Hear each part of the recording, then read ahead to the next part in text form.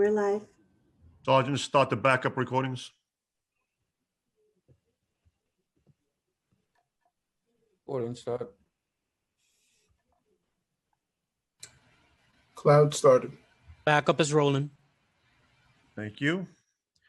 Good afternoon, everyone, and welcome to today's stated meeting. At this time, I ask everyone to please turn all electronic devices to vibrate. Madam Majority Leader. Good afternoon and welcome to the stated meeting of December 17th, 2020. I am Majority Leader Lori, and I'd like to thank you for joining us at this virtual meeting of the New York City Council. If you would like to follow along, the agenda for today's meeting is posted on our website.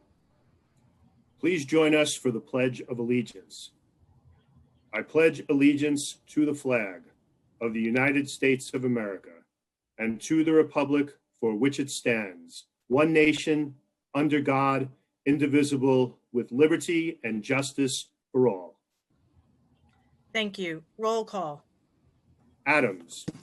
Present. Ampry Samuel. Present. Ayala. Present. Barron. Blessed and present. Morelli. I'm here, thank you. Brannan. Present. Cabrera. Here. Chin. Cohen. I'm here. Constantinides. I'm present. Cornegie. Here. Deutsch. I'm here. Councilmember Darmer Diaz. Present. Councilmember Ruben Diaz.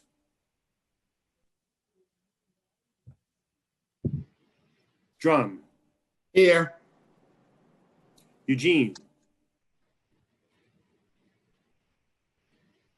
Gibson.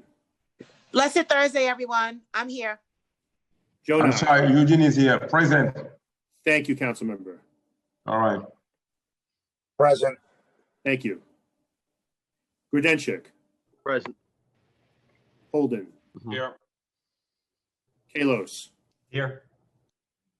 Koo. Present. Kozlowitz.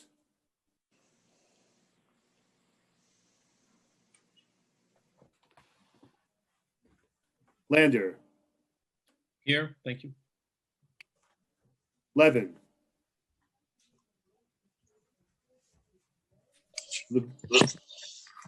Levine.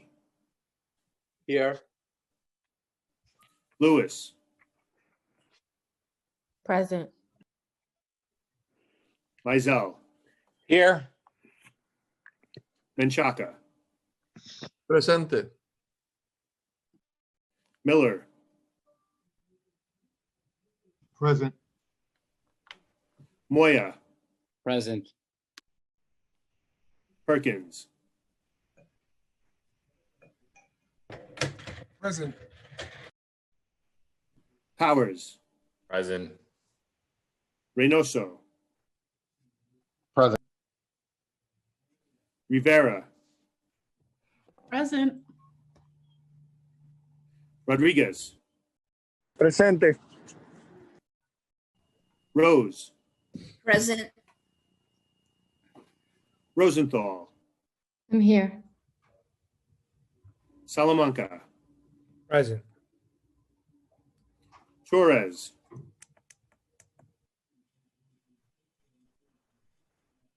Traeger. Here. Ulrich. Malone. Here. Van Bramer. Here. Yeager. Here. Matteo. I'm here. Cumbo. Present. Speaker Johnson. I'm here.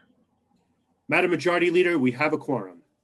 Thank you. We will now have today's invocation, which will be delivered by Pastor Yolanda Batts, the spiritual leader at Celebration Spiritual Center, located at 1360 Fulton Street in Brooklyn. Welcome.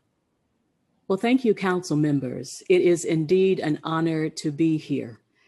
We gather, bringing this unprecedented year of change, pause, and restoration to a close. During this season of light, we convene not to curse the darkness, but to be the light. Each of us a candle of truth. Please close your eyes and open your heart to connect to the higher power of your understanding. Mother, Father, God, divine presence, known by many names and beyond all names, spirit of light, love, community, wisdom, justice, and peace. Illuminate these proceedings and bless those who have been called to govern this great city. Guide these leaders of the people. Let them summon infinite intelligence, imagination, intuitive power to speak with authority and lead in new and exciting ways. Grant them the wisdom to replace conflict with consensus and passion for justice emanating from right-mindedness. Let these pioneers of progress listen to understand and speak with clarity and charity. May they work together in harmony and experience peace within their families this holiday season. And may this peace joyfully extend to every action taken by the New York City Council. Finally, bless today's agenda, that it may unfold with grace, ease, and spiritual dignity. Thank you, Mother, Father, God, for renewed strength, the spirit of service, and the power of conviction to govern our beloved community in ways that works for everyone. A new day is dawning. Let the light and power of love be activated here today. I release these words back into the light of truth that joins us all and will never be extinguished. Amen, Ashe, and so it is. Thank you. Thank you for that very enlightening prayer. I know that Councilmember Cornegy is eager and excited to spread the invocation onto the record, and I'll call on him at this time. And thank you so much, Pastor Batts, for being here with us today. You are so welcome. Thank you. Good afternoon, Pastor. I am incredibly, I feel incredibly blessed because I get to share a campus with your ministry, so I get residual blessings constantly. So it's good to see you. Yolanda Batts is co-founder, co-pastor of Celebration Spiritual Center, CSC, in Brooklyn. CSC is an award-winning independent spiritual center teaching practical spirituality and bringing a fresh perspective to the New Thought movement. Both she and Greg Stamper co-lead CSC and are the recent recipients of the New Thought Walden Award in interfaith and intercultural understanding. Pastor Yolanda, affectionately known as PY, is a powerful teacher, dynamic speaker, and engaging storyteller whose fearless transparency and unconditional love bring an innovative and fun approach to understanding sacred text. She began her life of service to God and community at an early age. Through educational, professional, and creative experience, that relationship continues to this day. In addition to being an ordained minister, she also holds an MA in both public policy and music theory, as well as being a certified yoga instructor. As a pastor, music, psychotherapist, meditation, and yoga instructor, she works with individuals to explore the spiritual, physiological, and psychological dimensions of human experience. She's concerned with dismantling the stigma of therapy, especially within communities of color. Her goal is to reimagine and redefine the therapeutic relationship as soul work, where the therapist and the patient work beyond limiting beliefs and arrive at a level of depth and beauty which promotes unity, consciousness, and healing. She continues to explore the mind-body connection in her work and is a dedicated student of the transcendental meditation technique. As a yoga and meditation instructor, she assists students to connect with their inner source of unlimited joy, wisdom, and power. Yolanda believes that well-being is natural and that every individual is endowed with the ability to thrive. By using an integrative approach to health and healing, we can bring ourselves back into alignment with the source. For more than 20 years, Pastor Yolanda has been both student and teacher of A Course in Miracles. She's the creator of 50 Days to Fearless Living course and coaching program designed to access authentic power buried beneath layers of fear, train the mind to be at peace and to live in joy, create a miraculous life which allows opportunities to flow easily and effortlessly. She has experienced this personal transformation as well as witnessed it in the lives of those who listen to her dynamic sermons and participate in her powerful classes. As a gifted singer, songwriter, and producer, she is recording a solo project as well as plans to release a meditation CD. Answering the call to ministry is an extension of her personal desire to assist others in recognizing the magnificence of God within all around. Watch her message on YouTube and CSC's website at www.celebration.org. I don't know if I was supposed to do the full commercial, but Pastor, I'll ask for an extra blessing on that one. Granted. Thank you, and I spread the invocation over the record. Thank you. I think we now know the secret to your spiritual guide. And we thank you so much again, Pastor Batts, for being here. And thank you so much, Councilmember Cornegy, for sharing your spiritual treasure with the entire council. Thank you, Majority. Thank you. At this time, we will now have the adoption of minutes. None. Messages and papers from the mayor. M268, the appointment of Anthony Perez to the Economic Development Corporation. One moment. Received, ordered, printed, and filed. Communication from city, county, and borough offices. Pre-considered M's 269 and 270 budget modifications. Finance. Petitions and communications. None. Land use call-ups. None. Thank you, and we will now have communication from our speaker, Corey Johnson. Good afternoon and a very happy Thursday to everyone. Welcome to our final stated meeting of 2020. I hope that you all and your families are safe and well, especially given the storm that we got overnight. This has been the most challenging year for our city in recent times, and I'm proud of this council for finding creative ways to protect workers, small businesses, restaurants, arts and culture, and so many other New Yorkers during this difficult time. We are committed to strengthening our city and protecting our most vulnerable in the new year as well, and hopefully it will be a brighter one. Already we have been given a dose of hope this week from Pastor Batts, but also where we saw our city received its first batch of vaccinations. They couldn't come soon enough. As of yesterday, 24,578 New Yorkers have died from COVID-19. That number includes probable deaths. We have lost so many in our community. This will be a difficult holiday season for their loved ones, and our thoughts are with them. I also want to acknowledge, as I always do, a few of the people that we've lost as a result of 9/11 related illnesses since we last met. We recently lost Lieutenant John Crow, who was a member of the NYPD and passed from 9/11 related illnesses that impacted his recovery from COVID-19. We are sending our deepest condolences to his family during this difficult time. And I also want to acknowledge the death of Maria Sanchez, one of our city's essential grocery workers.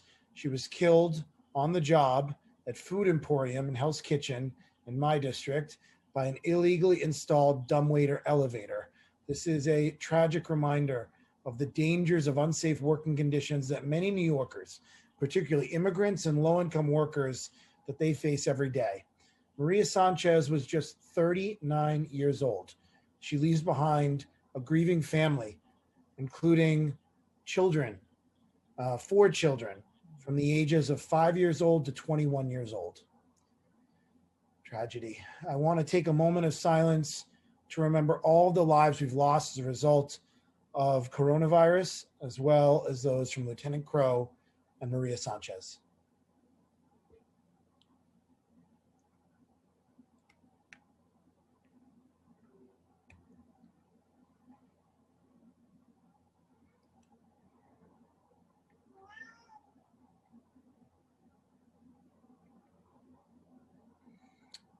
Thank you.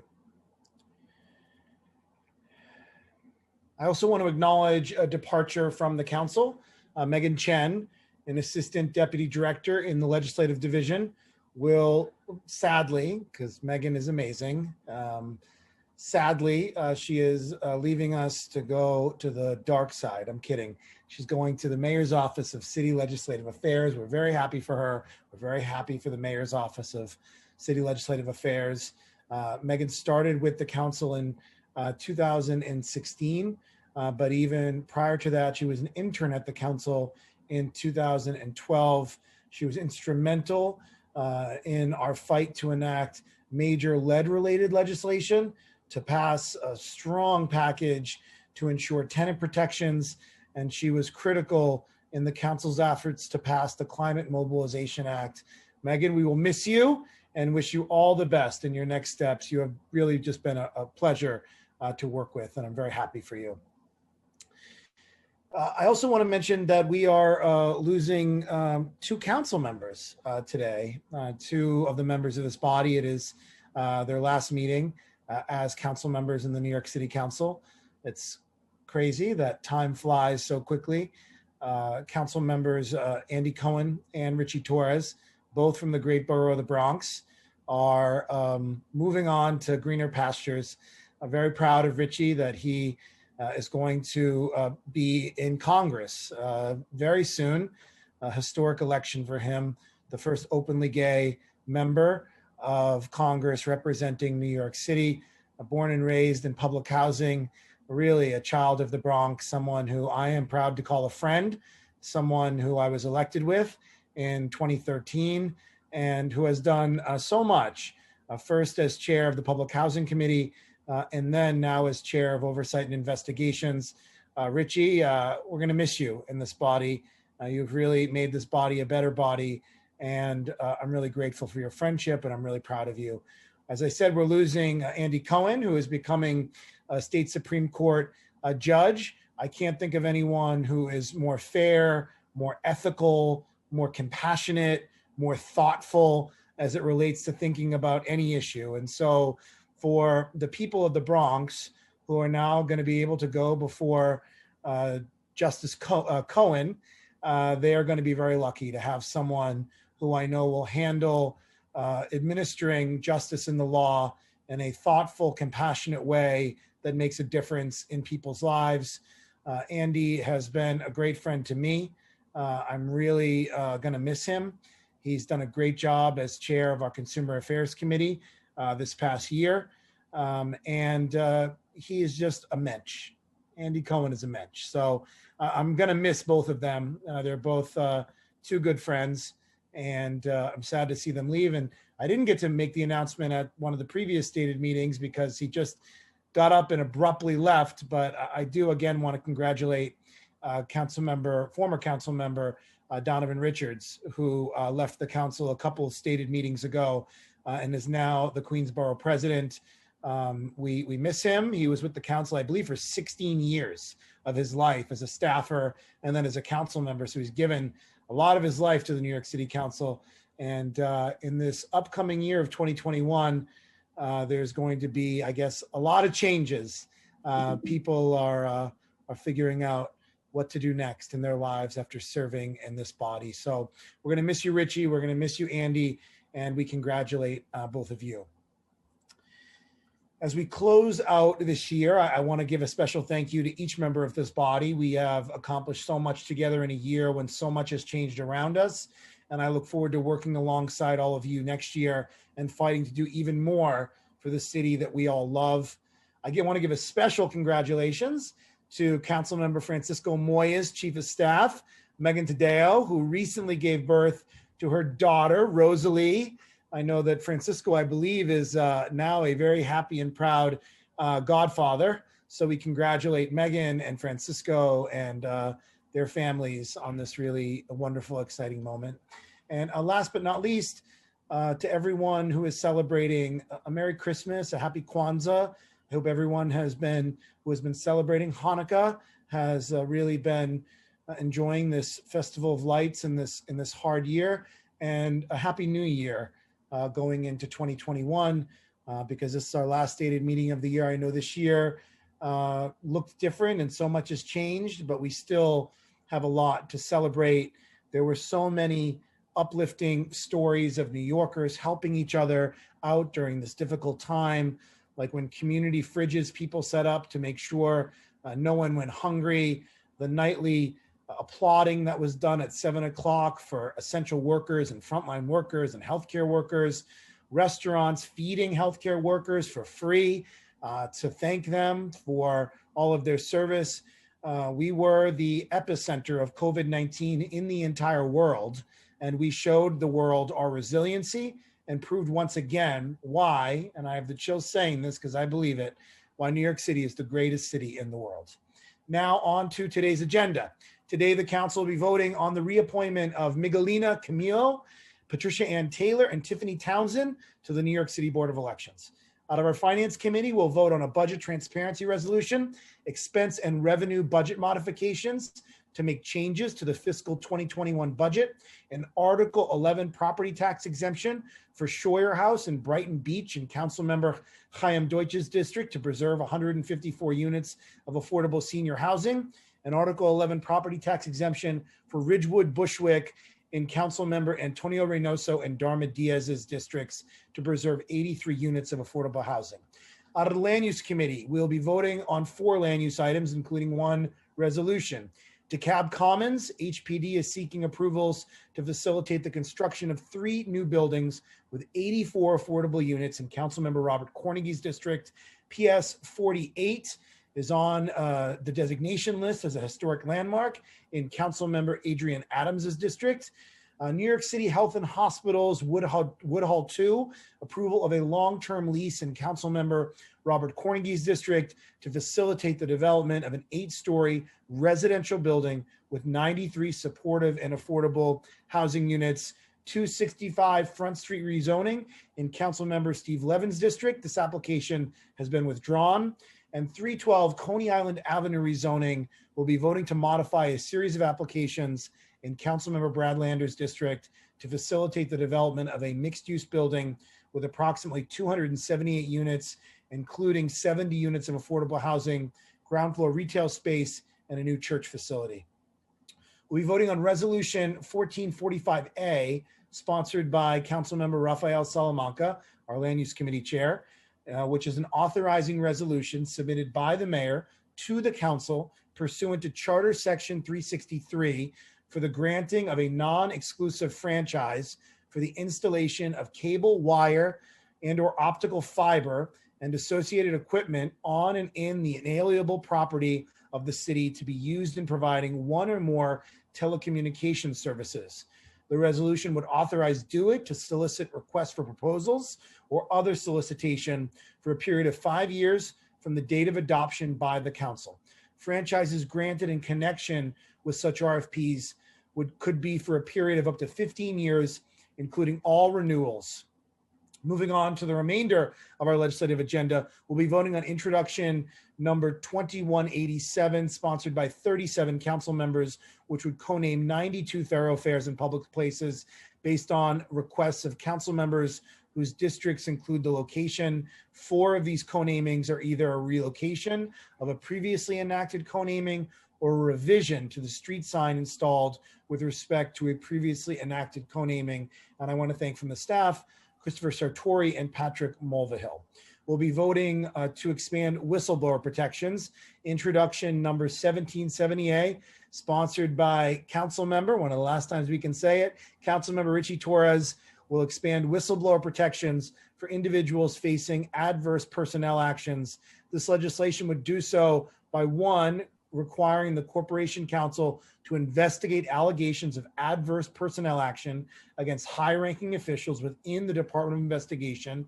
2, clarifying that persons who report misconduct to the Special Commissioner of Investigation for the New York City School District are eligible for whistleblower protection. 3, requiring that the entity investigating a whistleblower retaliation claim provide periodic status updates to the relevant whistleblower.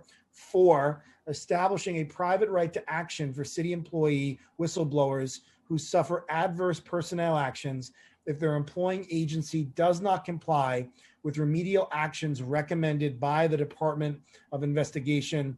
And 5, requiring more comprehensive annual reporting about whistleblower retaliation claims from the Department of Investigation. And I want to thank Ed Atkin, who is the best, for his work on this really important bill. We'll be voting on 2 bills related to housing and buildings. Introduction number 2171A, sponsored by Councilmember Robert Cornigy, extends the deadline by which owners must install carbon monoxide detectors in compliance with Local Law 191 by 6 months until July 1st, 2021, in order to give property owners additional time to comply with the law. Local Law 191 of 2018 requires the installation of carbon monoxide detectors in certain new Group M occupancies in certain existing commercial buildings that were not previously required to have carbon monoxide detectors. This bill takes effect immediately and shall be deemed to have been enforced in effect on and after January 1st, 2021. And I want to thank from the staff, Jean and Zilka, for her work on this important bill. Introduction number 2151B, sponsored by Councilmember Cornegie, our Housing and Buildings Chair, and Councilmember Danny Drum, our Finance Chair, would extend the deadline for buildings in Community Districts 1, 3, and 10 in all boroughs to inspect gas piping systems and, where applicable, certify that hazardous conditions have been corrected. The deadline for these requirements, which were established by Local Law 152 of 2016, would be extended from December 31st, 2020 to June 30th, 2021. The deadlines for the remaining community districts are staggered until December 2023. This bill would also require the New York City Department of Buildings to solicit public comments related to the implementation of Local Law 152, conduct targeted outreach regarding the requirements of the law, and submit a report describing the methods of targeted outreach employed by the agency. And I want to thank Austin Branford for his work on this bill. Our next two bills are related to remote learning for students in our city's public schools. This year has been so incredibly hard for our children and for school communities. These bills are designed to provide us with much needed information on how students are faring in school during the pandemic. This is important information, and it's been very hard for this council, though Mark Traeger has been a pit bull, to obtain the information from the DOE. So I am very proud that we are taking this action.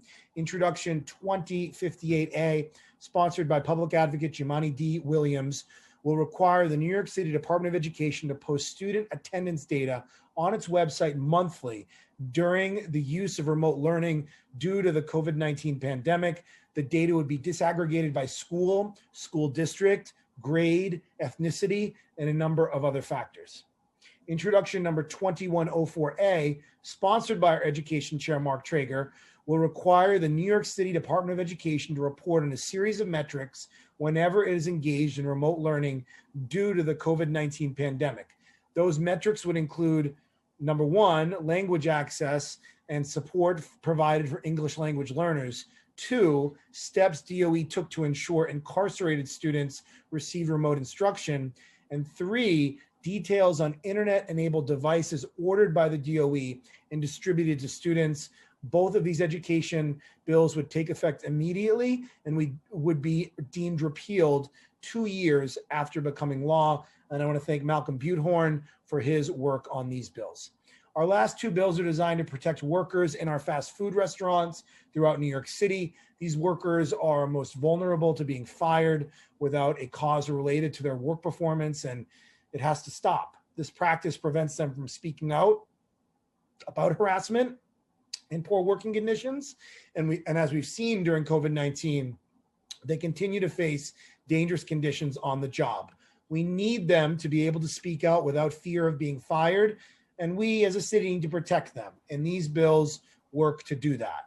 Introduction number 1415A, sponsored by Councilmember Brad Lander, will prohibit fast food employers from terminating the employment or substantially reducing the hours of a fast food employee in the absence of the fast food employee's demonstrated failure to satisfactorily perform job duties or misconduct, in other words, without just cause.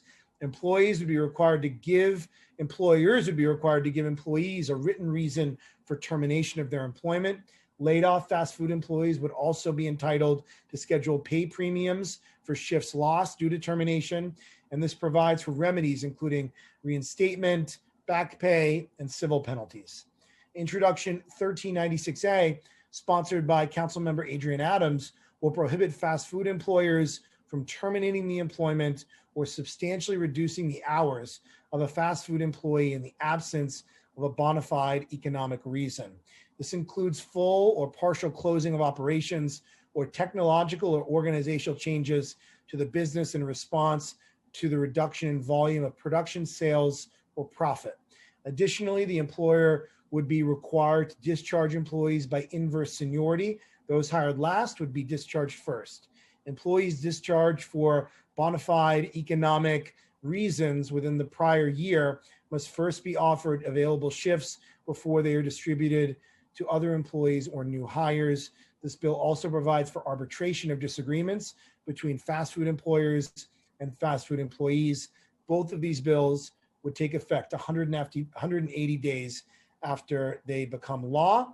And I want to thank from my staff, Louis Cholden Brown, for his work on these two bills. And I also want to mention that Louis Cholden Brown, one of my longest staffers, who is just the best, he found out, I believe yesterday, that he passed the bar. So congratulations to Louis. The New York City bar could not admit anyone better than you. You are the best, and I'm so grateful for everything that you've done. So I want to congratulate you for your hard work. Louis has been going to law school part-time while being a full-time employee of the New York City Council, I believe for the past 4 years or 5 years. And I'm really, really proud of him. So congratulations to Louis. That is our agenda. Madam Majority Leader, I turn it back to you. Thank you so much, and congratulations to Louis. We are so proud of you. You're an inspiration to all of us about what can be done. Thank you, Speaker Johnson. We will now move into discussion of general orders. We will recognize council members who wish to speak only on the bills that we are about to vote on right now. So if you wish to speak, please use the raise hand function in Zoom at this time. Please wait before you begin your remarks for our Sergeant at Arms to announce he has begun the countdown clock. The Sergeant at Arms will alert you when your time has expired. Mr. Parliamentarian, are there any council members who wish to speak at this time? Yes, Madam Majority Leader. Council members Salamanca, Adams, Lander, and Mizell.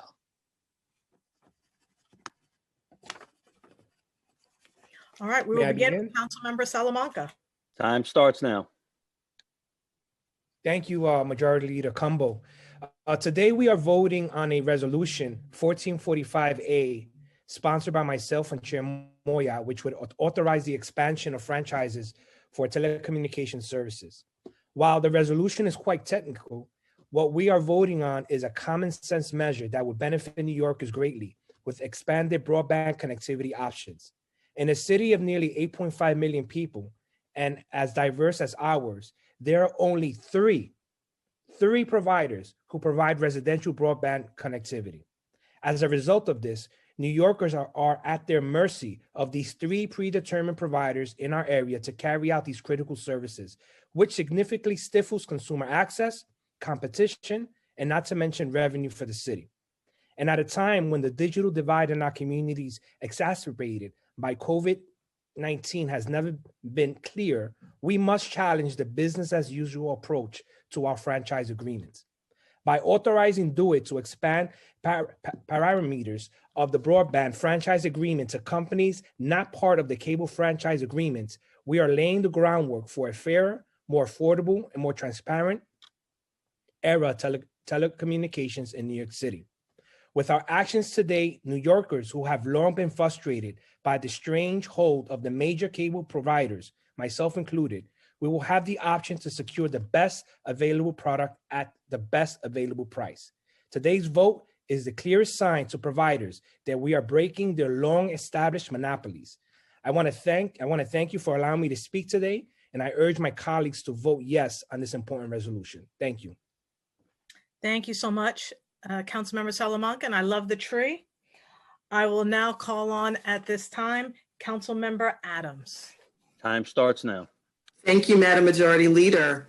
After more than a year of fast food workers fighting to pass Intros 1415 and 1396 today, we will vote on these measures which would prohibit fast food employers with 30 or more stores from terminating or cutting workers' hours without just cause. Additionally, they would require fast food employers who, due to legitimate economic reasons, need to lay off employees who do so in order of seniority. Before the pandemic, fast food workers performed dangerous and physically demanding work, but now as essential workers, their jobs have become more dangerous, putting their health and families' health at risk. In exchange, they are often faced with impossible choices: endure hostile working conditions, leave, or be fired and face financial struggle without a job. Just cause legislation is about giving working families economic stability and security. And most importantly, this is about treating workers with respect and dignity. I thank my colleague, Councilmember Lander, and we thank all of the advocates for their solidarity. Today, we will also vote on a pre-considered bill that will co-name 3 thoroughfares in my district, in Queens District 28. I would like to publicly thank Ashok Ramsaran, Kevin Livingston, and all of the members of the Great 28 that sought to honor people and culture of our community with Pandit Ramrao Way, Henry Clayton Street, and Little Guyana Avenue.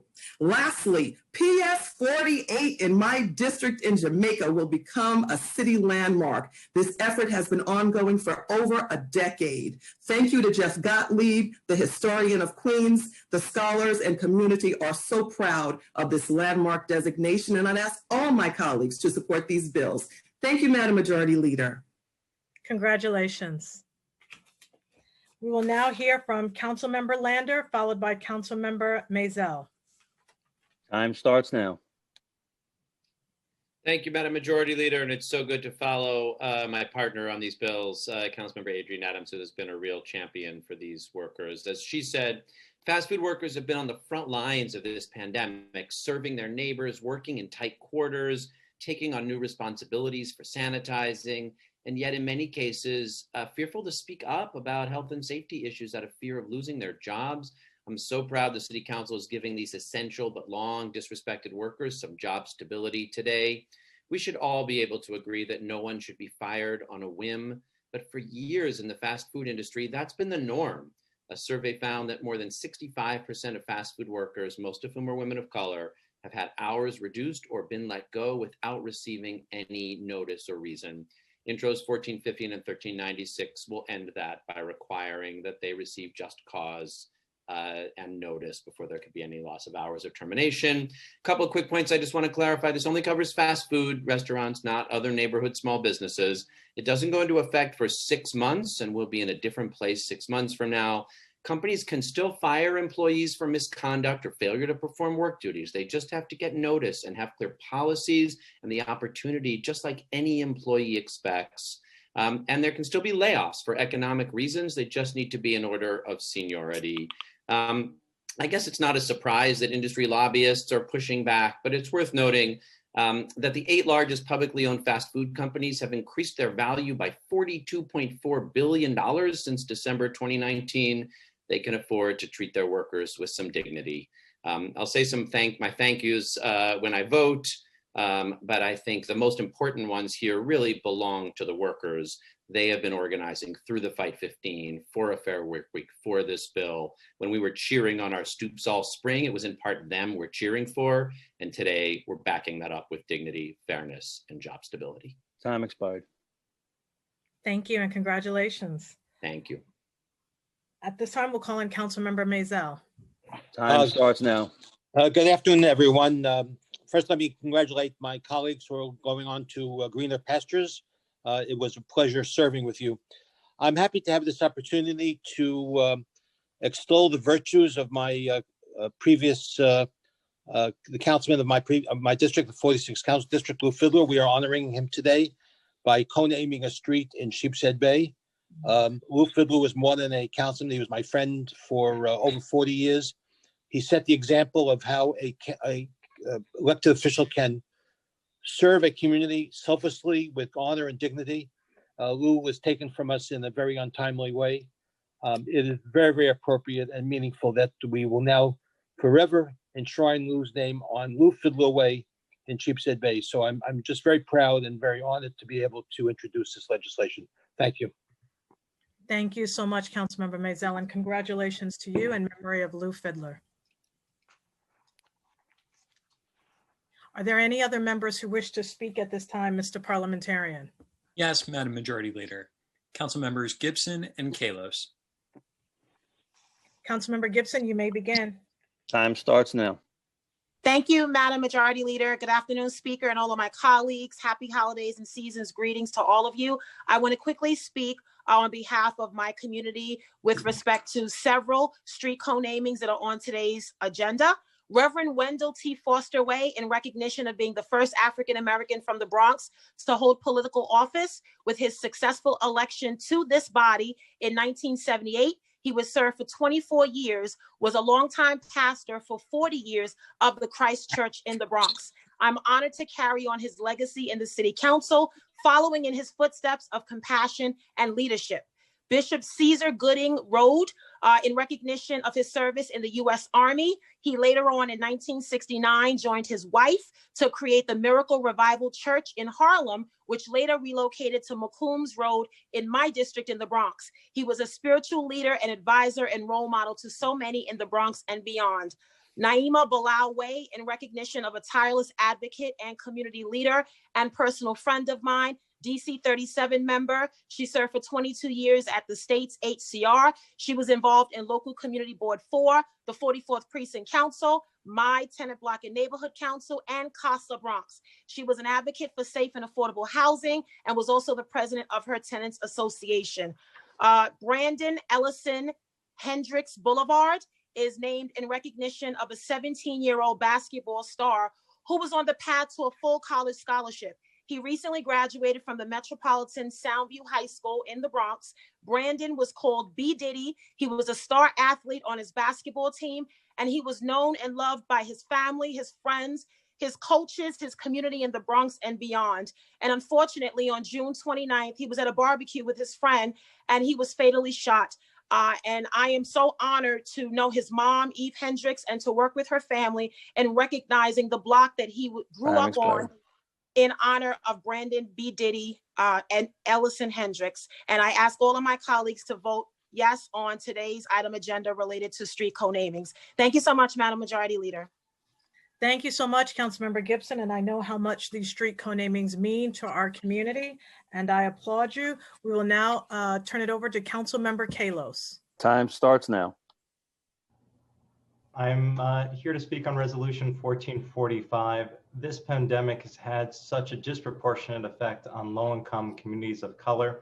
All of us have the privilege to be remote and Zoom into our jobs and to this stated session, but for 1 in 5 households in New York City, that's just not the case. As we grant these franchise agreements, we have an opportunity to bring equity and to do more. And I do want to thank the Land Use Chair and Zoning Chair, Salamanca and Moya. The version of the legislation that we are now passing, the A version, includes protections for labor to pay people what they should, at least with transparency, so we can at least enforce that. It also includes a new and novel provision to provide low-cost, affordable, high-speed broadband internet access in residential and commercial areas. And last but not least, it does provide mandates for net neutrality, which were previously missing. The only thing I can say is that I am beginning to lose confidence in the ability of the private sector to deliver on the promise of universal broadband, given how much of a discriminatory impact we've seen in how the services have been provided. I think we're losing an opportunity for having municipal broadband and guaranteeing internet for all. That being said, I really appreciate that they were able to include and add the affordable internet and the net neutrality, so I'll be voting in favor, but I really hope we as a body can fight for and win municipal broadband. Thank you so much, Councilmember Kalos, and thank you for your advocacy. I'd like to ask the parliamentarian, are there any additional members that wish to speak? Yes, Madam Majority Leader. Council members Barron, Holden, and Menchaca. Councilmember Barron, you may begin. Time starts now. Thank you very much.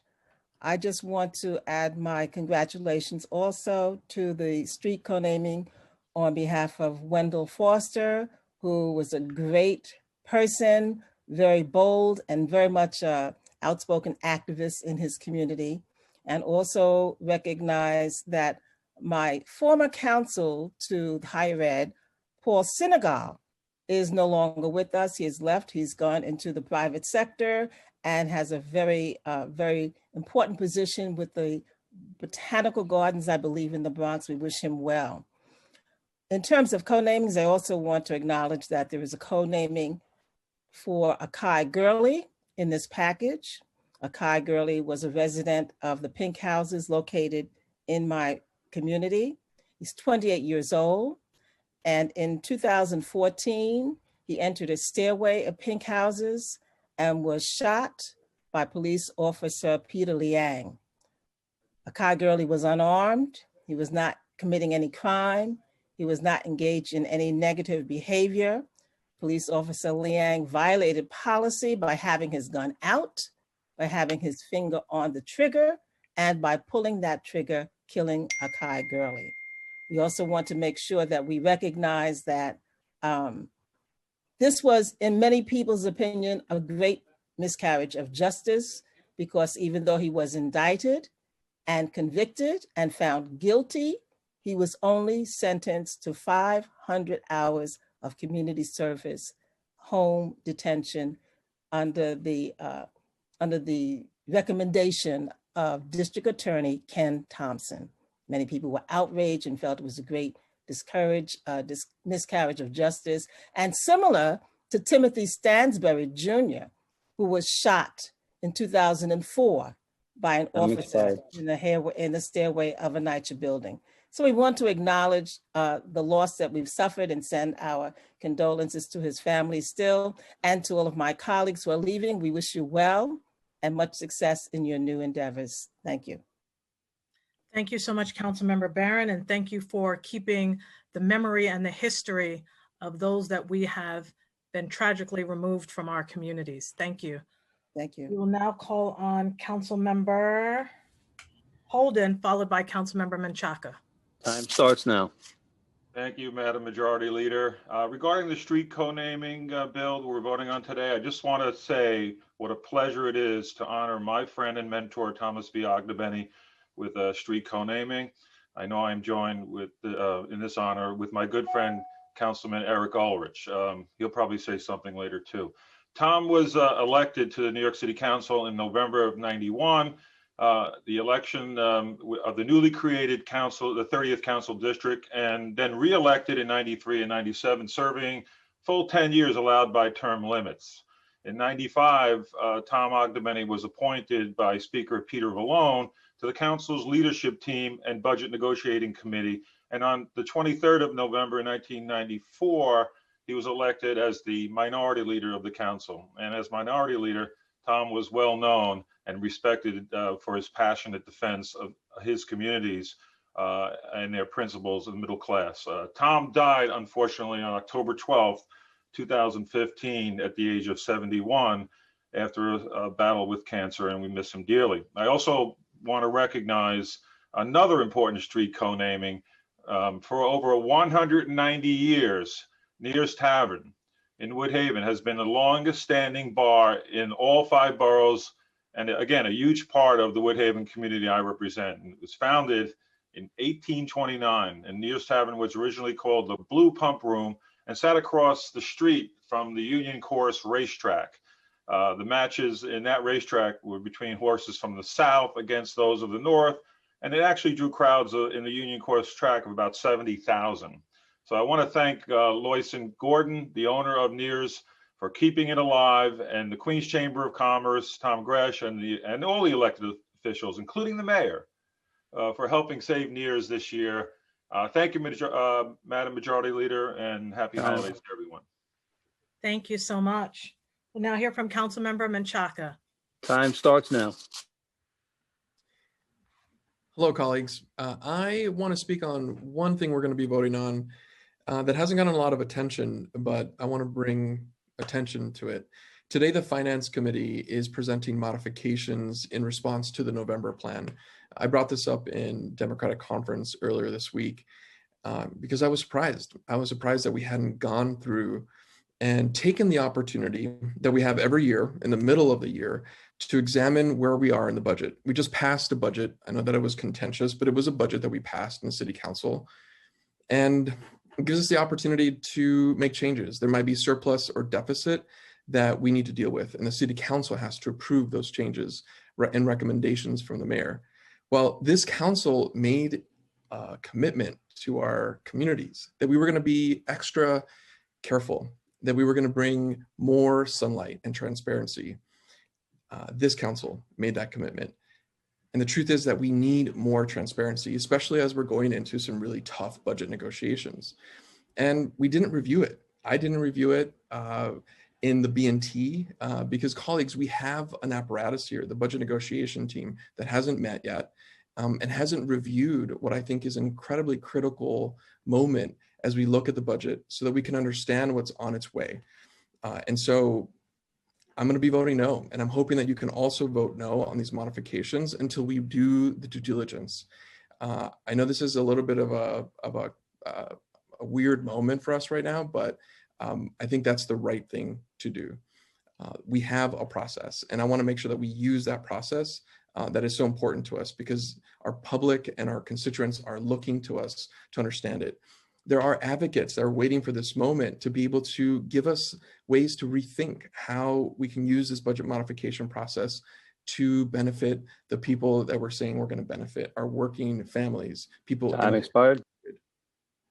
Continue. That's all I have time. Oh, that's all the time I have right now. I'm hoping you all vote no on the budget modifications today. Thank you. Thank you, Councilmember Menchaca. Mr. Parliamentarian, are there any additional members who wish to speak at this time? Yes, Council Members Cornegy and Reynoso.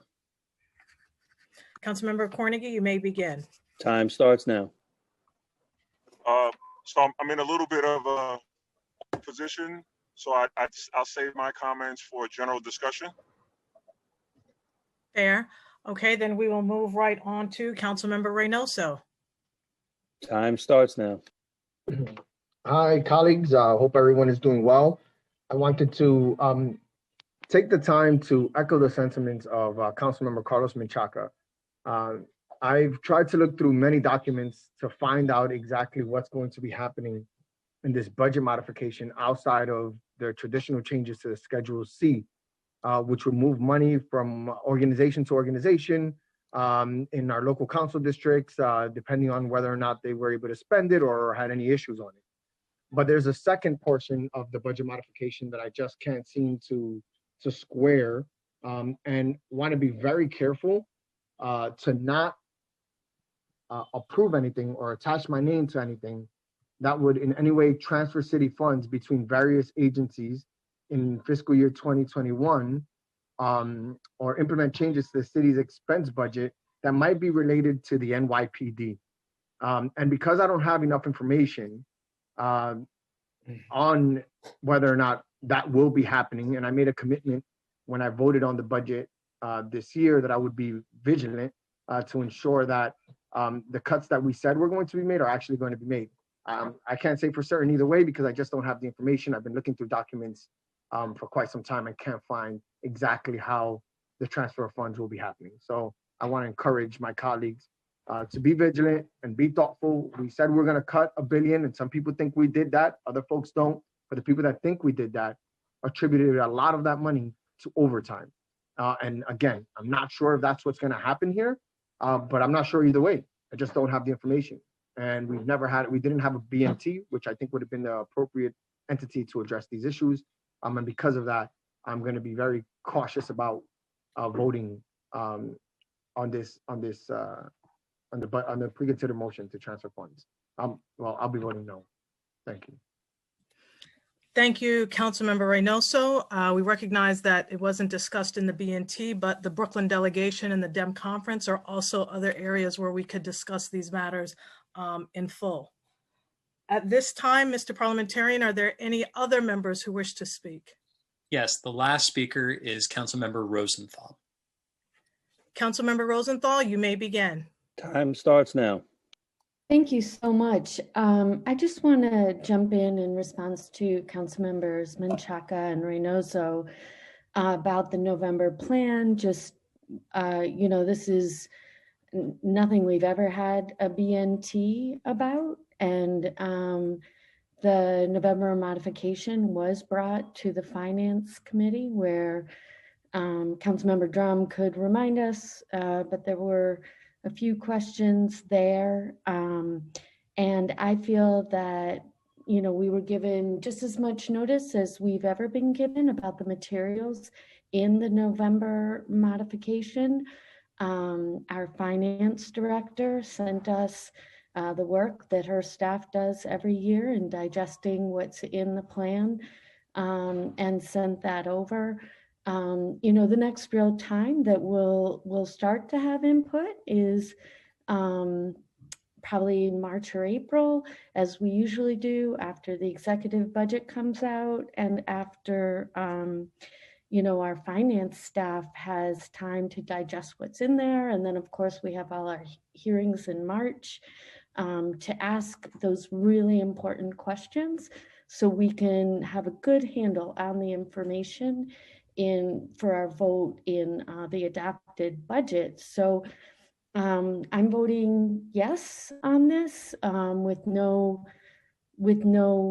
concerns or thought that something might be slipped in there that's untoward. Thank you very much, Majority Leader. Thank you, Councilmember Rosenthal. And I just want to remind members, part of the reason that we do DEM conference now by borough is so that we can dive deeper into many issues that are going to be voted on at the stated meeting. So I strongly encourage everyone to attend and to voice many of your concerns or questions at that particular time. Just to be sure and thorough, Mr. Parliamentarian, are there any other members who wish to speak at this time? No, Madam Majority Leader. Okay, we'll now move into the report of special committees. None. Reports of standing committees. Report of the Committee on Civil Service and Labor, intros 1396 and 1415A, fast food employees. Amended and coupled on general orders. Report of the Committee on Education, intros 2058A and 2104A, remote learning. Amended and coupled on general orders.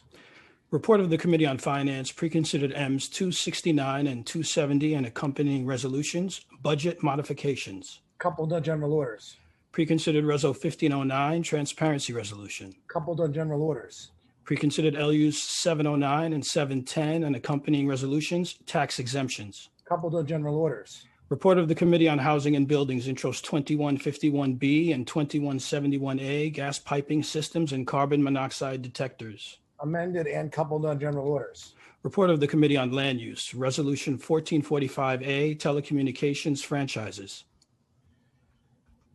Amended and coupled on general orders. LU 693 and Reso 1517, DeKalb Commons. Coupled on general orders. LU 703 and Reso 1518, landmark designation.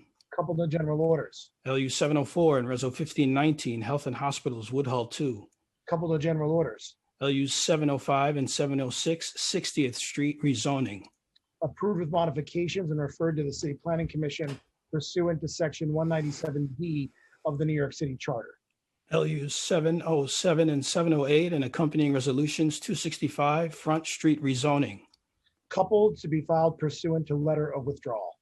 Report of the Committee on Oversight and Investigations, intro 1770A, whistleblower protections. Amended and coupled on general orders. Report of the Committee on Parks and Recreation, preconsidered intro 2187, naming of 92 thoroughfares and public places. Coupled on general orders. Report of the Committee on Rules, Privileges, and Elections, M264 and Reso 1522, approving the reappointment of Miguelina Camilo, Bronx County Commissioner of Elections. Coupled on general orders. M265 and Reso 1523, approving the reappointment of Patricia Ann Taylor, Richmond County Commissioner of Elections. Coupled on general orders. M266 and Reso 1524, approving the reappointment of Tiffany Townsend, New York County Commissioner of Elections. Coupled on general orders. On the general order calendar now, LU 696, 697, and 698, and accompanying resolutions 312 Coney Island Avenue rezoning. Coupled on general orders, and I'm asking the clerk to take a roll call vote on all of the items coupled on today's general order calendar. Adams. Wishing the very best to Council Members Torres and Cohen on their future endeavors. You will be missed. And congratulations to all of my colleagues on passing legislation today. Happy holidays to all. I vote aye. Thank you. Ampry Samuel. Wishing everyone a healthy and safe holiday season, and I look forward to working with you in the new year. With that, I vote aye on all. Ayala. I vote aye. Barron. Permission to explain my vote. Permission granted. Time starts now. Thank you. I just want to commend Councilmember Cornegy for the project that he's bringing into his district. Great work. It meets the needs and the income bands of the people who live in his district. And I echo the comments of my colleagues Menchaca and Minosa, who talk about the questionability of what is in fact in that budget mod. So I'm voting no on that. And I'm voting no on 705 and 706. And I'm not quite sure if land use 694 and 695 are in this package. If they are, I'm voting no on those as well. Thank you very much. Thank you, Councilmember Barron.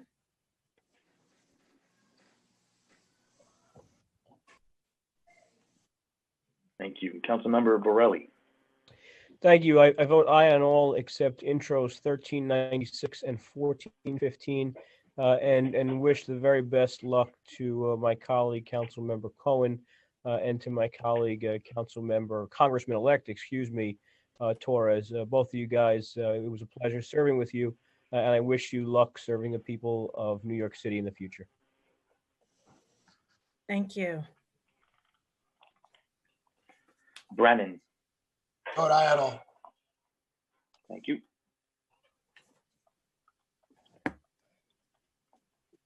Cabrera. I vote aye on all, and I want to give a special thanks to Councilmember Richie Torres and Andy Cohen. You two are amazing. Thank you for your insight, your knowledge, for your advice, and above all, your friendship.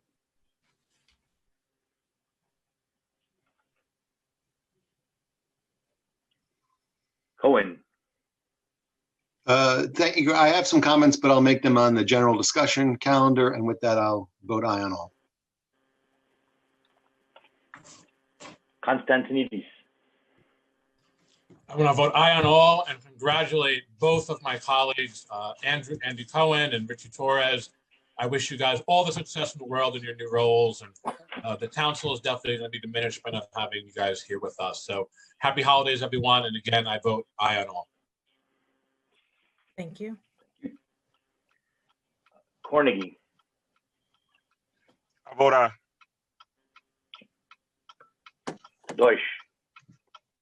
No on 1396, no on 1415. I abstain on intro to 2187, and aye in the rest. Thank you.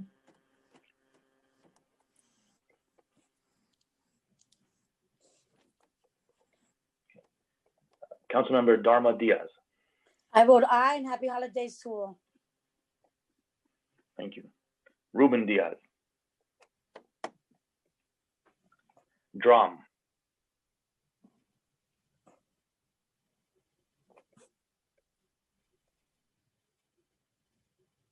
Councilmember Drum.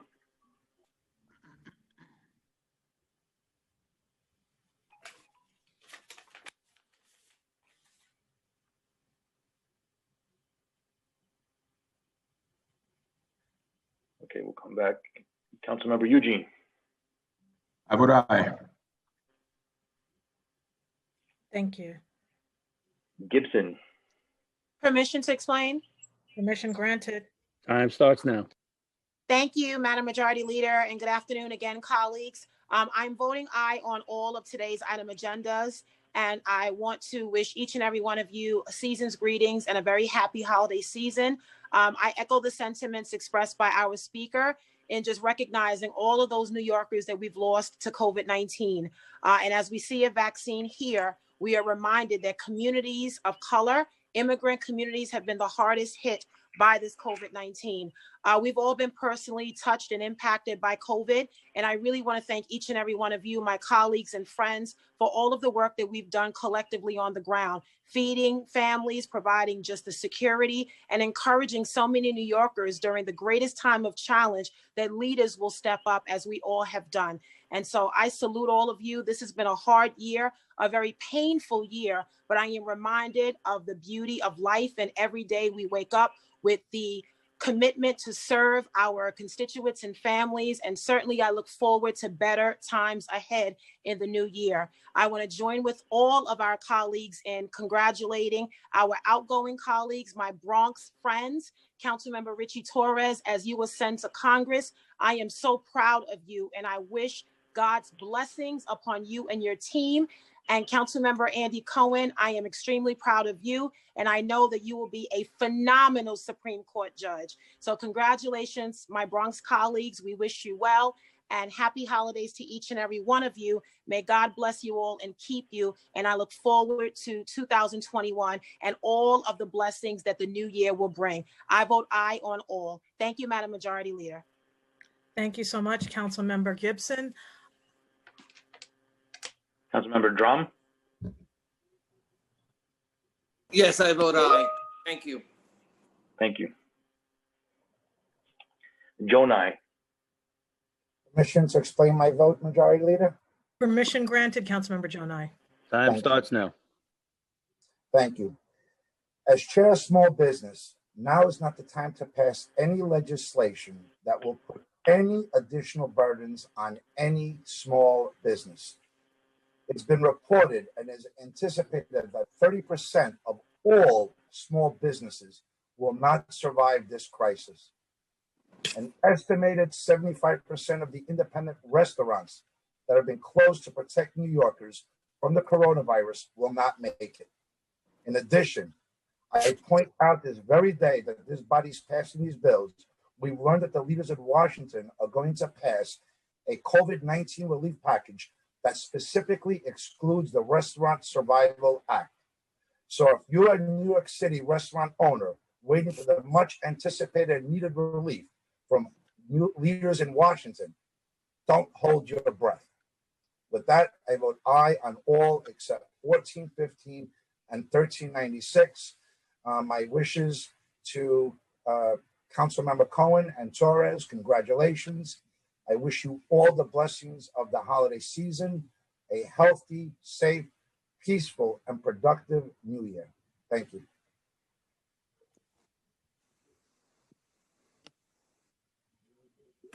Grodenchik. Permission to explain my vote, Madam Majority Leader. Permission granted. Time Thank starts you.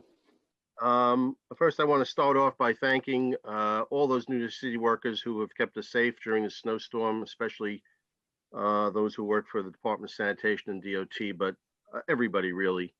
I just wanted to mention this has been a very tough year. Some of my colleagues have already stated, and on this past Sunday, a true giant in the history of Queens, Rabbi Fabian Schoenfeld, who lived in the district of our former colleague, Rory Lantzman, passed at one day before his 97th birthday. He was a Holocaust survivor.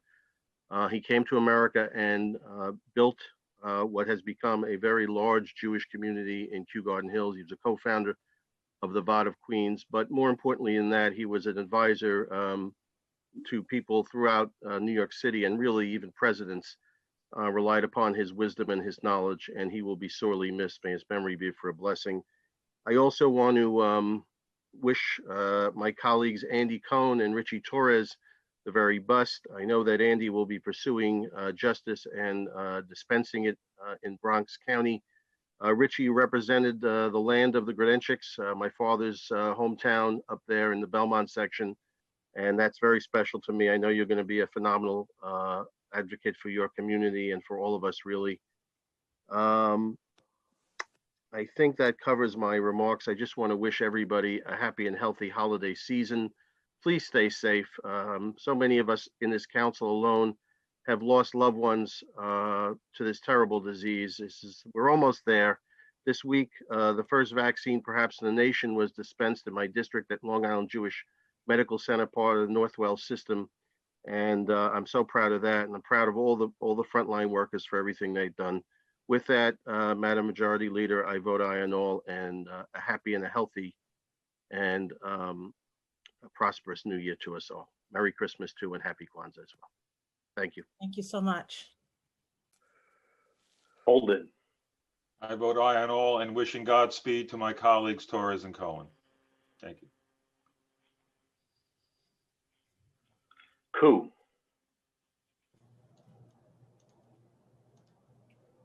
I vote aye on all, and I also want to wish my colleagues a happy and healthy holidays and a prosperous new year.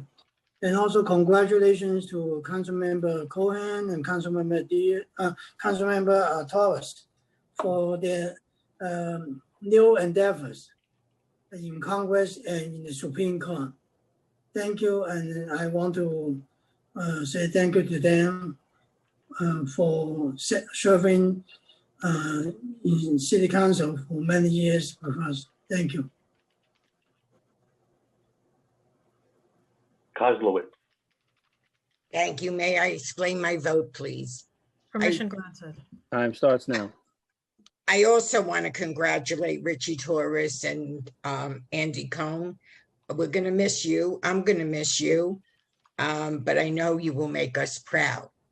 I also want to recognize the street co-namings of Wendell Foster, who I was happy to serve with in the council, and to, of course, Lou Fidler, whose wife now lives in my district, and also to Tom Agnabeni, who I served in the council with in the 90s, and I'm happy to say he was a friend. We used to laugh a lot, and he's sorely missed. And I just want to wish everybody a very, very happy holidays, and please, please, please be safe. And I vote aye. Thank you. Lander. Request permission to explain my vote. Permission granted. Time starts now. Thank you very much. First, I want to say a few thank yous on the Fast Food Just Cause bill, starting with the Speaker and Chair Miller. I really appreciate your leadership in bringing these protections to fast food workers, your ability to empathize with people who are suffering and helping the council act to do something about it is really pushing us forward. Big thanks to the staff, Louis Cholden Brown, big champion here. Congrats on the bar. Annie Levers and my policy director, Steph Sokowski, to the team at the Department of Consumer and Worker Protection, especially Commissioner Lorelei Salas and Deputy Commissioner Ben Holt, Paul San at NELP, Rachel Deutsch and the team at CPD. As I said in my earlier remarks, this victory belongs to the workers who have been incredible over the last decade in winning paid sick leave, the fight for 15, a fair work week, and now Just Cause. None of that would have been possible without the rock solid support of SEIU 32BJ. Big thank yous to Kyle Bragg, Candace Tolliver, David Cohen, Hannah Birnbaum, Autumn Weintraub, and formerly Mia McDonald. Some amazing organizing and support. I also want to say a big thank you to Rosa Kelly and Amy Levitan from the Land Use Division for their help to me with 312 Coney Island Avenue, in addition to Megan Flynn on my staff. We're naming streets in my district today for Mary Sansone, a gutsy Brooklyn social worker who defied the mafia and lived to 101, former New York State Assembly member Joe Ferris, NYPD officer Jose Perez, who was killed in the line of duty in 1994, incomparable Brooklynite Pete Hamill. And finally, I want to say farewell to Andy Cohen, who I've really learned a lot from. And there's no way to express my friendship and admiration for Richie Torres in my time here, so I will have to try to do it elsewhere. I'm sorry that we cannot buy both of you a drink today. I vote no on M269, the expense budget modification, and aye on the rest. Thank you. Thank you so much, Councilmember Lander. And I just want to remind many of my colleagues here today that in November, we had actually a budget modification hearing in the Finance Committee. So I just want to make everyone aware of that as well. So I'll move on to the next person. Levin. Permission to explain my vote. Permission granted. Time starts now. Thank you, Majority Leader. I'm going to be voting aye on all. And I want to acknowledge among all of the street co-namings, my colleague Karen Koswitz mentioned street co-naming for former council member Lou Fiddler. Lou served 4 years, 12 years in this council and 4 years with me. And he was a real mentor to me, and I think a lot of other council members. He was a very kind-hearted, hardworking, incredibly smart and dedicated public servant. And my best wishes go to Robin and his sons. And one thing, just as a matter of legacy, Lou was so dedicated to runaway and homeless youth in New York City, more than really anybody that I can think of. And so it's a really fitting legacy of the work that he did. And I want to just thank and acknowledge my friends, Richie Torres and Andy Cohen. I can't say that I'm surprised that Richie Torres is going to Congress. I kind of always thought that he would go to Congress. And I'm just, my heart fills with gladness for you, Richie, because I know both Richie and Andy are, and I think that everyone should know this, everyone in the public, two incredibly honest and decent people who have always done things for the right reason and what's in their heart, and they follow their conscience, and are people that we can look to know that those in our government responsible for making important decisions come at it with the best of intentions and a compassionate heart. And I wish you both Godspeed. Thank you. Thank you so much. Councilmember Levin, your vote, please. I vote aye on all. Thank you. Thank you. Levine. Thank you, Madam Majority Leader. Request to explain my vote. Permission granted. Time starts now. Thank you. I want to start by congratulating Councilmember Lander for his leadership in sponsoring Intro 1415. Fast food workers labored under notoriously difficult conditions prior to the pandemic and have been out there working throughout the past 10 months, too often with inadequate health protections. And the least they deserve is to know they won't be fired without just cause. Secondly, today we're voting to co-name a street in my district, the corner of 143rd Street and Convent Avenue, for a leader who I know many of you knew and admired, Cecil Corbin Mark, really a giant in the environmental justice movement in West Harlem, citywide and nationally, and someone who I was honored to call a friend. He was, of course, suddenly taken from us in October. And the corner that we're co-naming has been home to his family for generations. And so I'm thrilled that it will forever be known as Cecil Corbin Mark Way. And finally, Andy and Richie, two colleagues whose friendship has meant the world to me over the past 7 years, whose wisdom I have constantly relied on. I will miss you both dearly, and this body will be diminished by your departure. But I know that a future of limitless possibilities awaits you both, and I wish you all the best. With that, I will be voting aye on all and wishing everyone a happy and safe holiday. Thank you. Lewis. I vote aye on all, and I just want to quickly congratulate both my colleagues, council members Cohen and Torres, on your new endeavors, and also want to acknowledge two very, very good mentors of mine that passed away, Dr. Roy Hastic and Lou Fiddler, on the co-namings for both of them. Happy to see that happening. Happy holidays to all. Thank you. Mizell. Yes. Menchaca. Permission to explain my vote. Permission granted. Time starts now. Thank you. Happy holidays. Feliz Navidad to everyone. And I hope that we come back in 2021 with some renewed energy and commitment to each other here in this body. I want to say thank you to the incredible Richie Torres and Andy Cohen for your service here in the council. It is one of the best jobs to have, and I hope you miss us in your new endeavors. I wanted to also just address some of the back and forth around this budget modification and just double down on this concept of transparency.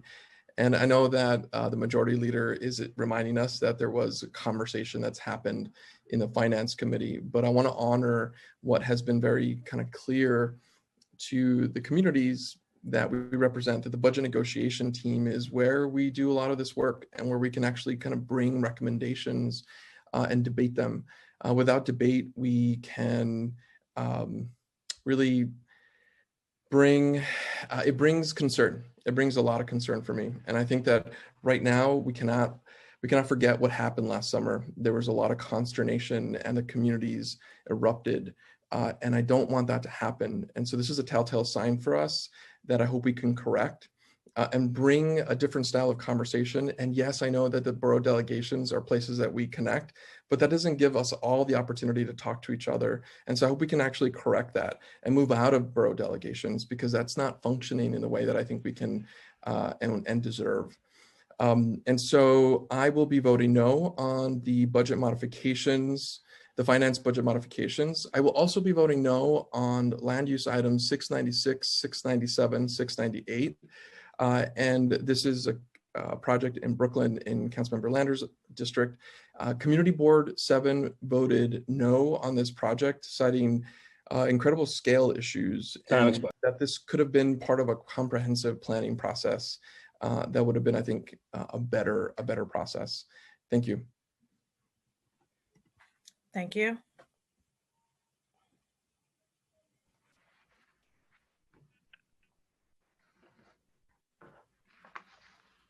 Councilmember Kilos. Thank you. Permission to explain my vote? Permission granted. Time starts now.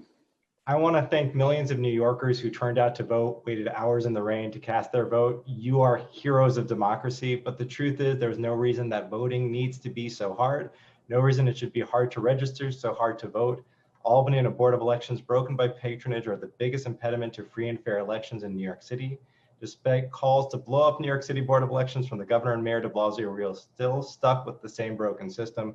As a council member with a vote on the appointment of commissioners to the Board of Elections, I will use my power to demand that anyone I vote for do the right thing. I've taken the time to meet with all 3 Democratic commissioners for New York, Staten Island, and the Bronx, and they've all agreed to the following. With Albany passing a law to block online voter registration here in New York City, all 3 agreed to let people register online once it's repealed by Albany or executive order. 2, taking on patronage and nepotism by posting jobs for the public to apply. 3, taking on long lines by splitting up mega poll sites, adding poll sites for early voting and on election day, just to name a few. I want to thank Councilmember Menchaca and Reynoso for their appeal during today's meeting. It moved me. The November budget modification added nearly $4 billion, still leaving nonprofits who are on the front line serving youth, seniors, disabled, homeless, and all those in need out in the cold with millions in retroactive and prospective cuts. The November budget modification still fails to invest in our low-income communities of color and still fails to fundamentally change policing in order to advance criminal, economic, and racial justice. I vote aye on all with the exception of the budget modification. Thank you.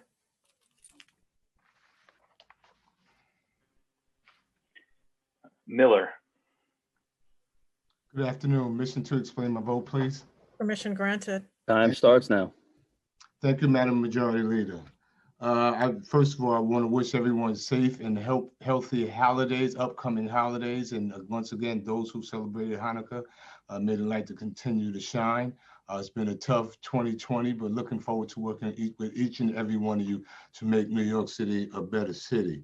I want to say that it's been an honor and privilege to work with Council Members Cohen, soon to be Judge Cohen, and Congressmember-elect, my little brother and primo, Richie Torres. So proud of both of you, and know that you're going to represent the people well in your future endeavors. And I am, as we all are, here to work with you in those endeavors as well. I want to echo the sentiments of my colleagues in honoring the contributions of so many New Yorkers with the street co-namings, and just like to add the name of Professor David Bluford, a great public servant and educator from my district and who worked throughout the city of New York. I will be voting no on 1445A, the franchising agreement. This is something that we have dealt with for probably the last 5 years here to some degree here in the council. This is an industry that regardless of the company, they have put profits over people. This is an industry that for 5 consecutive years, a company within this industry, major company represented by major bargaining units, have been on strike because those workers have not been treated with the dignity and respect that they deserve. I think that this council has done little to rectify that. And so I will be voting no on 1445 and aye on the rest. Thank you, and everyone have a great, prosperous, safe, and healthy new year. Thank you, Councilmember. Moya. Aye on all. Perkins. Aye on all. Powers. Permission to explain my vote, Mr. Majority Leader. Permission granted. Time starts now. Thank you. I'm voting aye on all, but I wanted to use my time just to say congratulations, but also how much I will miss my friends, Councilmember Cohen and Councilmember Torres, 2 people that have become very dear, personal friends of mine, in addition to being colleagues and people I really enjoy the time we spent together. And even though this year has kept us all apart from each other, I was looking forward, and I am looking forward to getting all back together at City Hall sometime in the future. But I know I will miss having the opportunity to catch up and chat with them about all things. So with that, I say congratulations to them. I'm excited for your next steps, but of course, deeply saddened to be losing 2 great friends, but on to better pastures for them both. I want to thank everybody for their work on these bills today and wish everybody happy holidays and a safe and healthy new year as well. So thank you, and I vote aye on all. Thank you. Reynoso.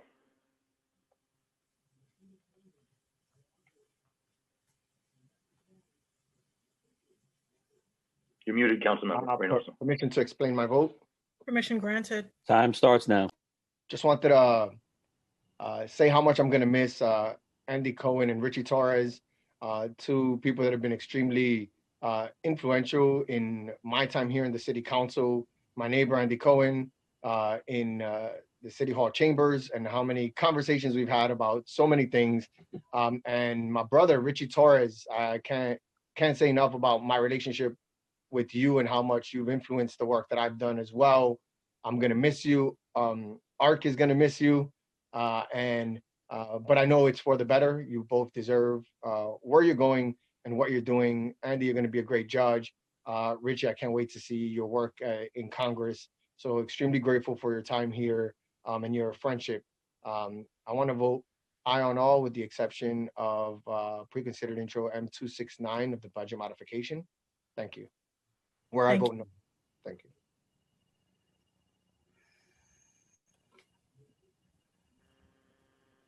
Thank you. Rivera.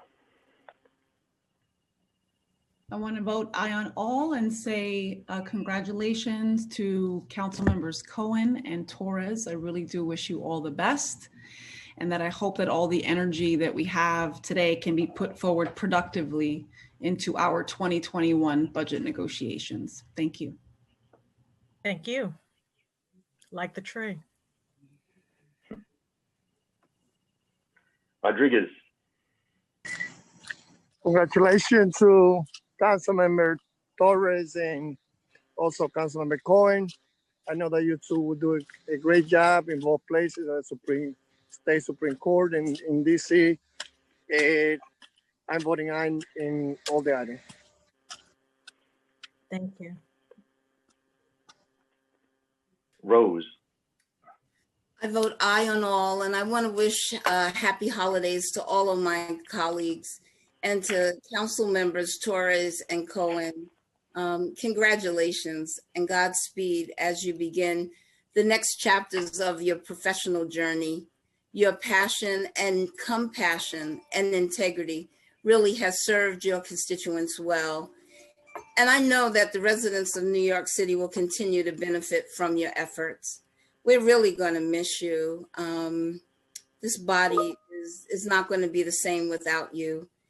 Richie, you and I started out, I think, the same time, and it's really been great. So I wish you both good luck, and everybody have a good holiday. Thank you. Rosenthal.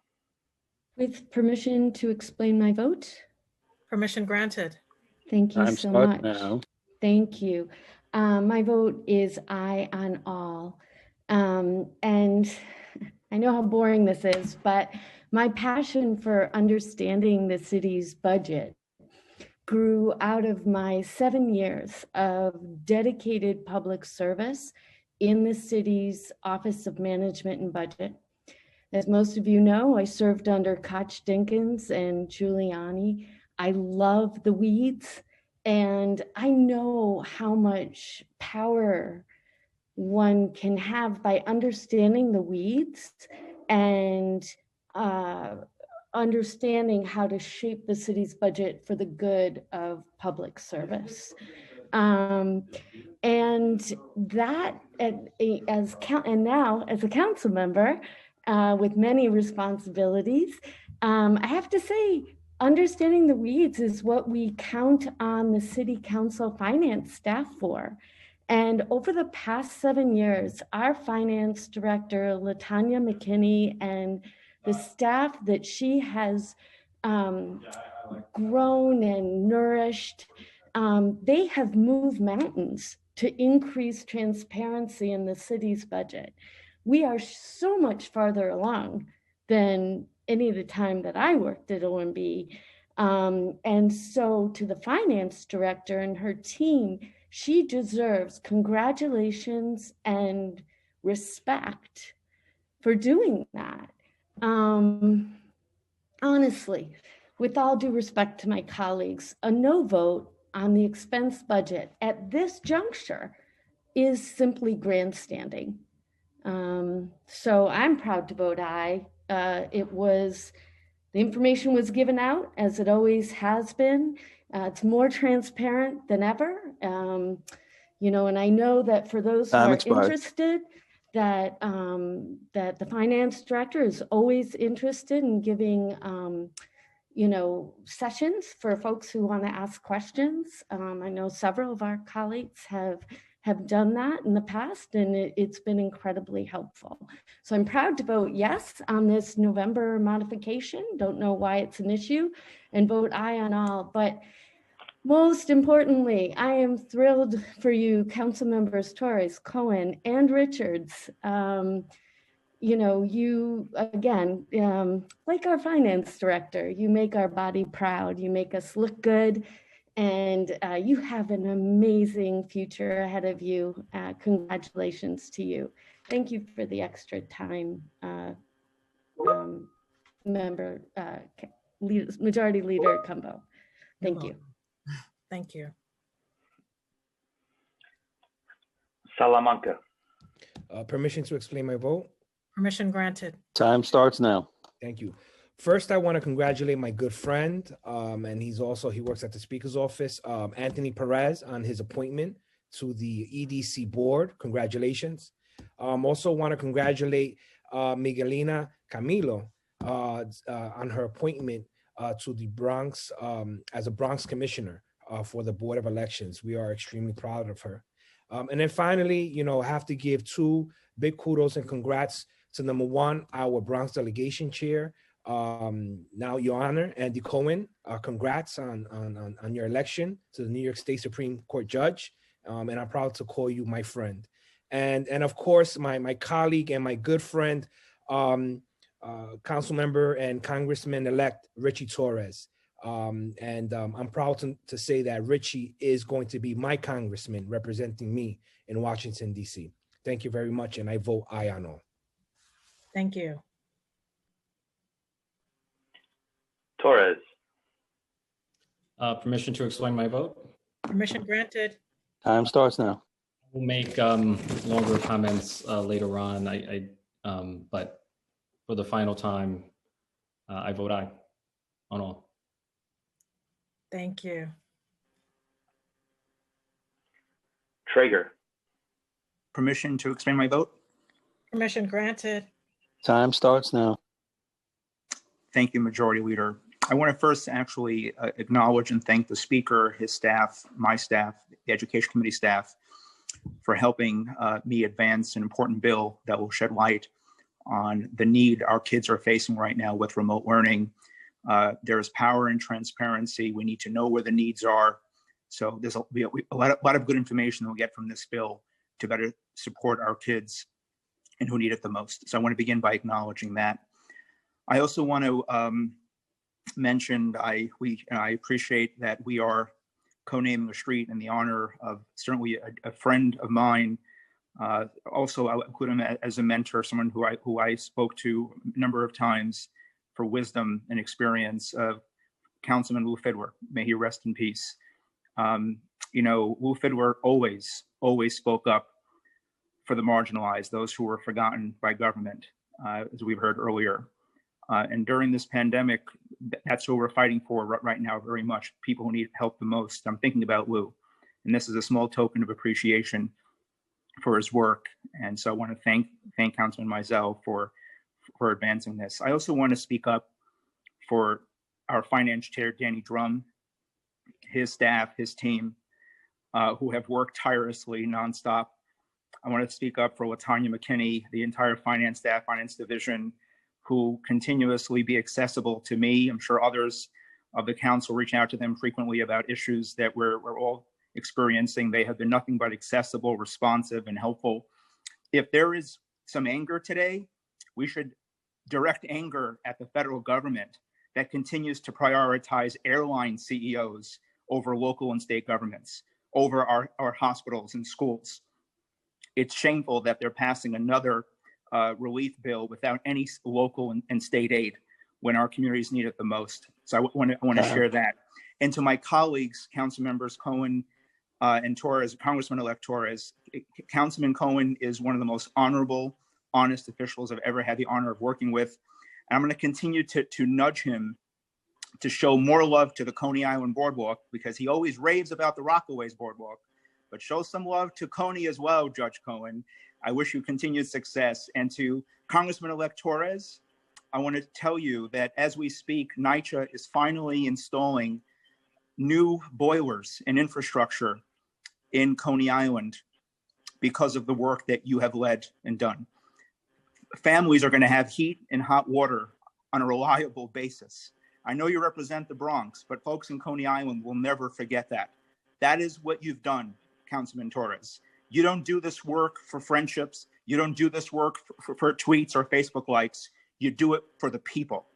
And just keep at it. I am so proud to call you a friend and proud to call you a congressman. And with that, I vote aye on all and wish all my colleagues a Merry Christmas, Happy Hanukkah, Happy Kwanzaa, very happy, healthy New Year. Thank you. Councilmember Ulrich. With congratulations to my colleagues who are moving up. Sad to see them go, but they're really terrific people. I wish them all the best. I'm voting aye on all with the exception of 1396 and 1415, which I'm voting no. Happy and healthy New Year. Thank you very much. Thank you. Councilmember Vallone. Permission to explain my vote, please? Permission granted. Time starts now.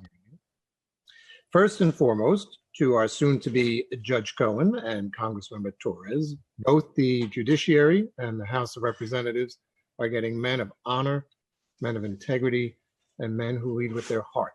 And that is something we all need more of. So I'm very proud of both of you. And also included in today's package of street co-namings is one in my district for Monsignor John C. Tosi of St. Luke's Roman Catholic Church. Monsignor Tosi was a priest for over 45 years and a Monsignor for 23 years within the Diocese of Brooklyn and Queens. Born in Flushing, Monsignor Tosi was ordained in May 1973 at St. John's Pro Cathedral, downtown Brooklyn. He was named as Monsignor in 1997, and in January 2005, was named pastor of St. Luke's, where he remained until his death. Monsignor Tosi rebuilt St. Luke's Church and made many renovations to the Queens and parish based on his experiences with the Diocesan Liturgical Commission. He was a member of the Knights of Columbus and Whitestone and supported by the Veterans Foreign Affairs and many other local organizations such as the Whitestone Taxpayers Association. He worked hard for our quality education in St. Luke's, where students and parities and faculty were blessed to have had his guidance and support over the years. I'm proud to announce this much-deserved honor for Monsignor Tosi, who is regarded as a local stalwart and a man of deep faith. We look forward to joining together with this community in the new year to celebrate his life and legacy in Northeast Queens.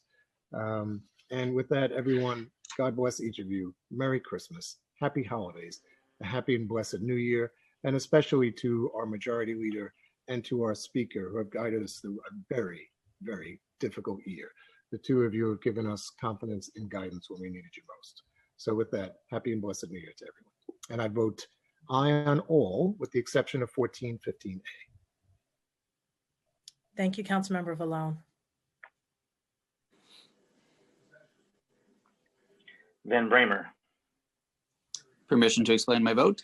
Permission granted. Time starts Thank you. now.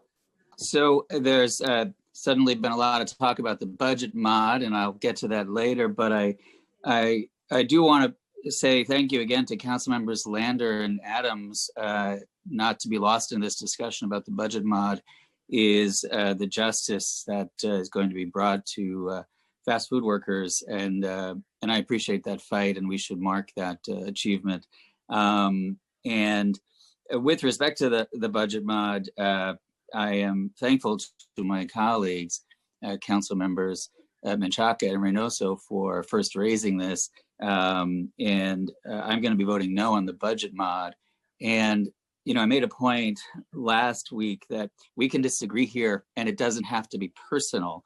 I think that every member who has voted no on the budget mod today made this vote because they really believed in their vote. It was a vote of conscience, and it is not an attack on LaTanya McKinney, who is amazing and who we deeply respect. People can vote their conscience here and not have it perceived as a personal attack on anyone. Why are we doing that to ourselves? So I praise the council members who vote their conscience however you vote your conscience, and it is not a personal attack on anyone or anyone's work. I also want to say I'm voting no on M264, M265, M266, the accompanying resos, obviously M269, Reso 1513. And I have a couple of co-namings. One, the famous Whitey Ford, who was a Yankee pitcher, even though I'm wearing a Met cap. But more important to me is Don McCallion, who was a veteran, who was an incredible civic leader in Sunnyside. And I just want to call his name because he meant so much to our community. He was not famous, but what he did was change the lives of thousands and thousands of people in his community. So with much love to Don McCallion, thank you very much. Thank you, Councilmember. Thank you. Councilmember Van Bramer, could I just clarify both budget mod items or just one? My apologies. Yes, if we are saying M269 Reso 1513 and M270 and Reso 1514. Okay. Yes, thank you. I just wanted to thank you. No, thank you.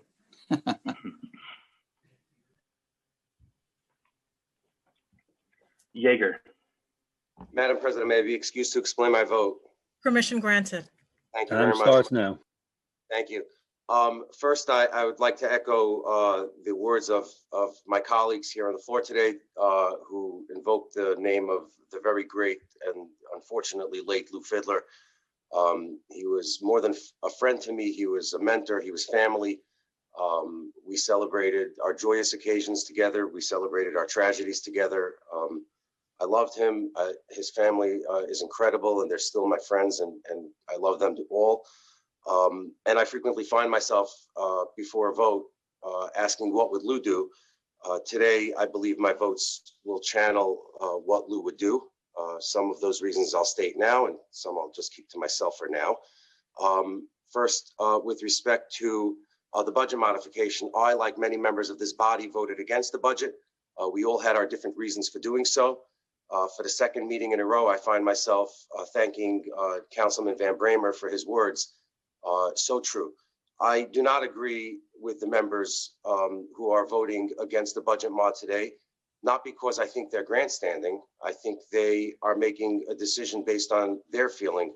I, having voted against the budget in June, on June 30th, actually July 1st, shortly after midnight, I will nonetheless vote in favor of the budget mod. The budget mod provides, there's a lot of things in the budget mod I don't like. There's a lot of spending I don't like.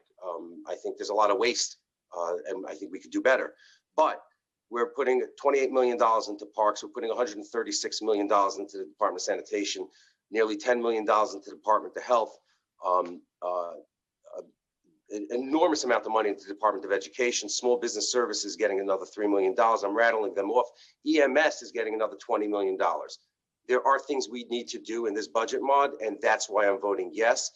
However, the gentlemen, the members of this council who voted against it have great Time honor expired. and for expressing their viewpoint on this topic, and I honor them.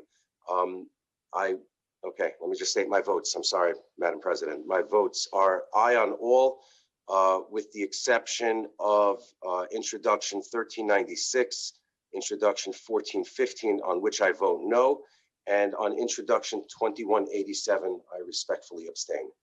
Thank you, Madam President. Thank you, Councilmember Yeager.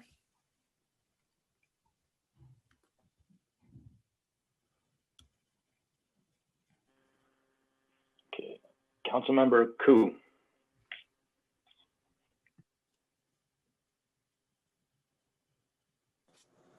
I have no more comments. Thank you.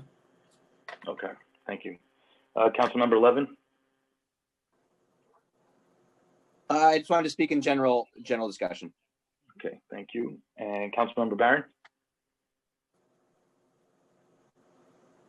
You muted, Councilmember. Yes, thank you so much. Thank you for that. I was called because I wanted to make a correction in one of my votes. But before I do that, I do want to say to my colleague, Danny Drum, he's a good friend of mine. I appreciate him. We have a common background of teaching, and I respect the work that he does. LaTanya McKinney, I have often publicly commended for the great work that she does. I have a different opinion, and I take exception from my colleague and do not embrace the description of grandstanding, and I want that on the record. In terms of correcting my vote, I'm voting no, not on 694, but on 696, 697, and 698, as I had done in the committee meetings. And also regarding LU 703, the landmarking of PS 48, I just want to put on the record that the cartouche that is a part of the architectural design on that building is in fact an Egyptian hieroglyph, which the Egyptians called a shenu. And it is an oval with a horizontal line that includes other texts and hieroglyphs. And it became known as a cartouche because when the French soldiers invaded Egypt, they saw that symbol, and for them, it reminded them of where they kept their ammunition, which they called a cartouche. So I just wanted to put that little historical tidbit into the notes as well. Thank you so much. Thank you. Thank you, Councilmember Barron. Thank you. Councilmember Matteo. Thank you. I'm voting no on 1396 and 1415. I want to congratulate and wish Andy and Richie, good friends of mine, good luck. I know you do well and make us all proud. I wish everybody Merry Christmas, Happy Holidays, and a happy, healthy, and safe New Year, and looking forward to seeing everyone in the new year. Thank you. Councilmember Cumbo. Thank you. I just want to again celebrate all of my colleagues. I'm so excited to see what you're going to do in your life. Councilmember Richie Torres, I know you are going to take Congress by storm. We're all going to be saying we know him. And just to see you rise on the national stage is just going to be, they don't know what they're in for. You are going to be such a strong and powerful voice. And I know you're going to make history there on so many different levels. And to my colleague and friend, Andy Cohen, I'm so excited to see your expansion and how you're going to grow. I'm going to miss us discussing all of the things that we're going to do that we never did. But I'm excited to see this growth. And for Donovan, wow, the first African-American man elected to the Queensborough president. We know your story. You are going to inspire so many African-American men and women in the borough of Queens who can relate to your story, can relate to your challenges as well as your triumphs. And to see you in that position is going to give so many people, particularly of color, particularly Black men, hope at a time when they're so challenged in so many different ways. So we appreciate your courage and your tenacity, and it's an honor to see you in that position. And I proudly vote aye on all.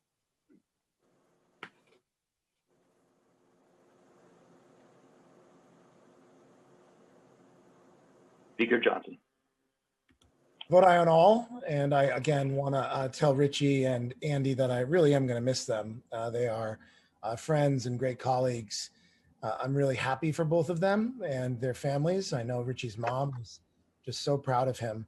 And I know Andy's wife is probably happy that he's leaving the New York City Council. So to both of them, I'm really, really proud of both of you. You both have done a wonderful job over the last 7 years. You have been great colleagues, great elected officials for the communities that you represent. And I'm going to miss you guys, but I know that we will continue to stay in touch, and we'll be following Richie's path in just the next few weeks when he's going to be casting really important votes for the future of our country, but also for the future of New York City. And I couldn't think of a better advocate to be part of the New York City delegation, fighting for public housing residents, fighting for mass transit, fighting for people who are food insecure right now, fighting for New York's most vulnerable, and fighting for other LGBT young people who were raised in New York City in public housing, like Richie. And, I didn't go to college. Richie didn't go to college. But somehow through mentorship, Richie had Jimmy Vaca to be able to be a real role model and trailblazer for many people who are going to look at Richie's story and what he's been able to accomplish in his short life thus far. Is just really heroic and inspiring, and I look forward to continuing. I look forward to continue to watch his meteoric rise and to cheer him on as he does everything he can to uplift our city during one of the most difficult times. I know he's gonna, when he puts his hand up and takes that pledge to be a member of the House of Representatives, I know he is going to do everything he can to look out for our city, and I am really grateful to him and grateful for our friendship. So I vote aye on all. I want to again wish everyone a happy holidays and a safe and happy new year. And with that, Madam Majority Leader, I turn it back to you. Thank you. And before we have the vote tally presented to us, we are going to do something that we have not done on Zoom, but we would traditionally do if we were in the chambers. So we are going to unmute everyone, and we are going to give a standing ovation for Richie Torres, for our very good friend who's going off to do great things, Andy Cohen, as well as our great friend, Donovan Richards. Let's stand up and give them a round of applause. All you want to say is bodies. Hip, hip, hooray. Hip, hip, hooray. Hip, hip, hip. hooray. Salute. Hip, hip. Hooray. Woo, woo, woo, They woo. are jolly good fellows, for they are jolly good fellows, for they are jolly good fellows. Which nobody can deny. Nobody can deny. We are so proud. So proud. So proud of you. So proud. All right.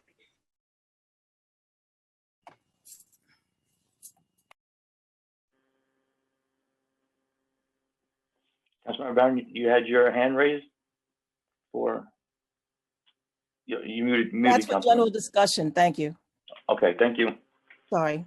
Okay, no problem. All items on today's general order calendar have a vote of 46 in the affirmative, 0 in the negative, and no abstentions, with the exception of the following bills Introduction 1396A has a vote of 40 in the affirmative, 6 in the negative, no abstentions. Introduction 1415A with a vote of 39 in the affirmative, 7 in the negative, no abstentions. Land use items 696, 697, and 698 with their accompanying resolutions have a vote of 44 in the affirmative, 2 in the negative, no abstentions. M269 in resolution 1513 has a vote of 40 in the affirmative, 6 in the negative, no abstentions. M270 in resolution 1514 has a vote of 42 in the affirmative, 4 in the negative, no abstentions. Resolution 1445A has a vote of 45 in the affirmative, 1 in the negative, no abstentions. M's 264, 265, and 266 with an accompanying resolutions has 45 in the affirmative, 1 in the negative, no abstentions. And one moment. Introduction 2187 has a vote of 44 in the affirmative, 0 in the negative, and 2 abstentions. Thank you.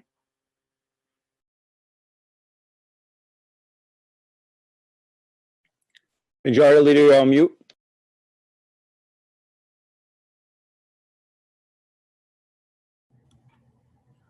The items on today's general orders calendar are adopted. Introduction and reading of bills.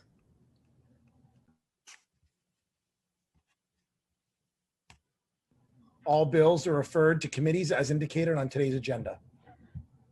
Thank you, Speaker Johnson. There are no resolutions on today's calendar, so we will now move into general discussion. As a reminder, please wait until the Sergeant at Arms begins the countdown clock before you begin your remarks. Mr. Parliamentarian, are there any members who wish to speak at this time? Yes, Madam Majority Leader. Council members Torres, Cohen, Cornegie, and Levin. We'll have them lead us off. We have several more after that. Okay, we'll begin with Councilmember Torres. Thank you. There's something, strange and anticlimactic about leaving the council on Zoom, but I'll make the best of it. I first want to share some news. I just found out that I was appointed to the Committee on Financial Services. So I'm going to continue my advocacy for public housing in Congress. I spent all of my adult life in the City Council. In 2006, I served as an intern. In 2008, I became an employee. In 2014, I became a member. And so it's no exaggeration to say that the City Council has been my home. Always has been, and in a deeper sense, always will be. In 2005, when I was in high school, I met then District Manager Jimmy Vaca through my legendary principal, Robert Leader, who happened to have been a professor for Mark Traeger. And that fateful encounter with Jimmy Vaca is what set me on a journey from the New York City Council to the United States Congress, from public housing to the House of Representatives. And I never imagined this happening. And I'm just so proud of the legislation that I've passed as a city council member, the hearings that I've held, but I'm proudest of the friendships that I have forged. I am grateful to each and every one of my colleagues. I feel like I am a better person and will be a better congressperson for having known each and every one of you. And I'm going to be a better person and a better congressperson for having been a member of this family. There's so many people to thank, and I'm going to reach out to colleagues individually to thank them, but I want to single out 3 people. When I first entered the City Council as the chair of the Committee on Public Housing, my committee counsel was Ed Atkin. And as I'm leaving the City Council, the Director of Oversight and Investigations is Ed. And I have to say, Ed is the most talented person that I've ever had the pleasure of working with. And the council is so lucky to have him. And I consider it an honor to have worked with him. I want to thank Jason. The most important responsibility we have as elected officials is constituent services, but we, the electeds, need constituent services ourselves. And I've never met someone more devoted to member services than Jason. And I know he's part of a great tradition of chiefs of staff that includes Ramon Martinez and Kevin McCabe, who have all been friends and mentors to me. And I want to thank my friend Corey Johnson, the speaker. I remember in 2017, in December of 2017, when I emerged from a bruising and brutal legislative battle, I felt like a broken man. I was depressed. And it was not clear what my future was going to look like. There was no one who was more supportive of me in my moment of vulnerability than you were. So I just want to. Thanks, Richie. I love you. We're friends for life. Thank you for being there for me. I mean, I feel like you gave me the strength to renew myself as an elected official. And I feel like I would have never made it to Congress without the generosity that you have shown me. So I'm honored to call you my friend. I'm honored to call you my speaker. And I just want you to know public service needs you. And I'm going to be there for you no matter what you pursue. So thank you for your friendship, and thank you, everyone. Thanks, Richie. Okay, I got all caught up in that. Councilmember Cohen. Thank you, Madam Majority Leader. Can I tell you something that I've tried to avoid for the last several years is following Councilmember Torres because he is so smart, so articulate, such a powerful speaker, and so sincere. Richie, congratulations to you. I'm so proud to know you, and I know that you are going to do great things in the House of Representatives. It's amazing. I too want to thank the speaker for his friendship and his support. That support has really made a difference in my own district, and I'm very grateful to it for your support and the impact it's had on the people I represent. To all of my colleagues, I'd like to believe that I'm going to leave the City of New York, the City Council, better than I found it, but I am certain that I am better for having served in the City Council, gotten to know all of you. Your diverse perspectives have made me a better person. Learning and listening from you, all that we bring together here has just profoundly changed me forever, and I'm going to bring that with me onto the bench in service of the people of the Bronx. So for all of that, I am very, very grateful. I too want to thank Jason for his support and making things work around here for me. So I'm very, very grateful for that. Louis, congratulations on passing the bar, and to really all the staff who make us all look good, who made me look good over the years. So thank you very, very much. I will miss you all. I know I'm going to stay in contact with you, and I appreciate the friendship, and I wish you all a productive 2021. Thank you very much. Thanks, Andy. We're going to miss you. We're going to miss you. Congratulations to Heather and Sarah as well for going to be able to spend more time with you. They are thrilled. Councilmember Cornegie. Time starts now. Thank you, Madam Majority Leader. It's not goodbye, but farewell to Richie and Andy, and a special shout out to somebody who was a real mensch, Lou Fiddler, who was a mentor, not just to his community, but to communities that were ancillary to his and to me in particular. So thank you all. For me, the theme today is finding balance. I started this year hoping that we could be more thoughtful, that we could help one group without pitching them against the other. We're attempting to find balance with bills like 2151B and 2171A. Gas explosions injure and kill New Yorkers with seeming inevitability. This was one of the reasons the city passed crafted rules for improved gas line inspections with possible $10,000 penalties for failure to file the inspection certificate before December 31st. Intro 2151B recognizes that COVID-19 pandemic made this date possibly not possible. Similarly, the city has suffered a number of carbon monoxide deaths and injuries. Just last month, 2 men in Bensonhurst died of carbon monoxide. They were roommates in a basement apartment with no carbon monoxide detector. Had there been one, these men might be alive. Proposed Info 2171A, which I sponsored, will extend the deadline for carbon monoxide detector installation from January 1st, 2021 to January 1st, July 2021. We need the detectors, but the pandemic means we must adjust to current circumstances. We can do better. I support fast food workers and I'll gladly vote just cause protections, but I'll also work to make sure we support small business owners. I don't think we've reached our goal of helping both workers and small entrepreneurs simultaneously. It's too easy for us to be satisfied with the progress we've achieved. Right now, many people are celebrating because Major League Baseball recognized the statistics of Negro leagues from 1920 to 1948. We have to come to grips with our history of segregation, especially here in the North. Yet this leaves out some important Brooklynites. The Brooklyn Royal Giants were founded in 1905 and were champions in the Negro leagues in 1908. I'm incredibly proud that the very first documented baseball game between two Black teams included athletes from my district. Our local team was called the Unknowns, and while we lost in 1859, there were leaders in national sport that started decades before the MLB. Finally, today the City Council will consider honoring the life of Yusef Hawkins with a street co-naming. But I fervently wish we did not have to honor the lives of young Black men who get killed this way. His life was cut short in Bensonhurst, the same neighborhood as the carbon monoxide victims whose lives were cut short in November. I pray we can do better in 2021.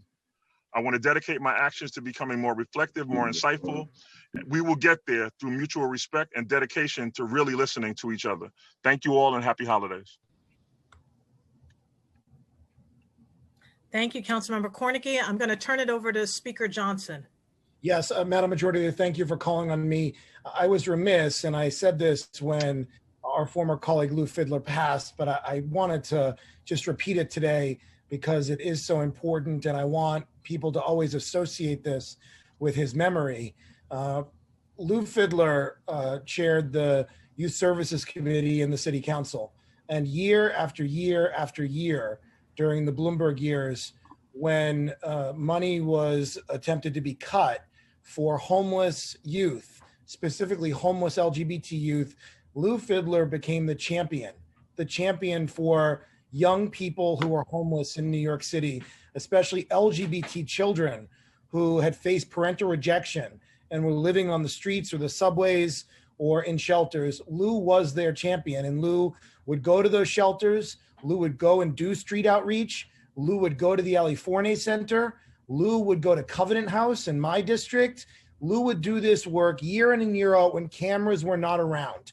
I think it speaks to the type of human being that Lou Fidler was, that as a man that represented a district that probably didn't have many folks or a huge number of folks from these communities, Lou saw himself as their protector and as someone who was going to make sure that if their parents were not there for them, he was going to be there for them.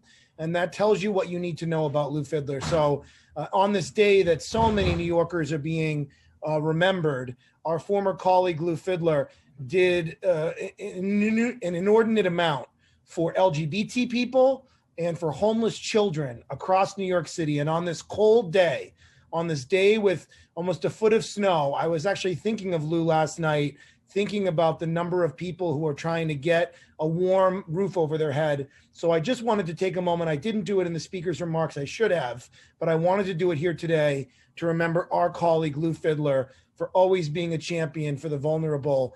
And I'm really proud we're doing this today. And I hope that someone will send this to his wife, his late wife, Robin, so that she can see the praise and love and accolades that he is receiving today, because the Fidler family deserves this as well. Thank you very much, Madam Majority Leader. I turn it back to you. Thank you so much, Speaker Johnson. We share those sentiments as well. Councilmember Levin, followed by Councilmember Lander. Thank you, Madam Majority Leader. I was remiss Time. earlier. Oh, thank you, Madam Majority Leader. I was remiss earlier. There are two street co-namings in my district today that I want to acknowledge. The first is firefighter John Jack Toomey Way on White Street between Sackett and Union Streets in the borough of Brooklyn. Firefighter Toomey died tragically on December 6, 1987. He was assigned to Brooklyn Ladder Company 123, and he died in the line of duty when he suffered a heart attack while fighting a fire in a building on Crown Street in Brooklyn. We are also co-naming, so my heart goes out to firefighter Toomey's family. We are also co-naming Saint Raphael of Brooklyn Place on State Street between Hoyt Street and Bond in the borough of Brooklyn.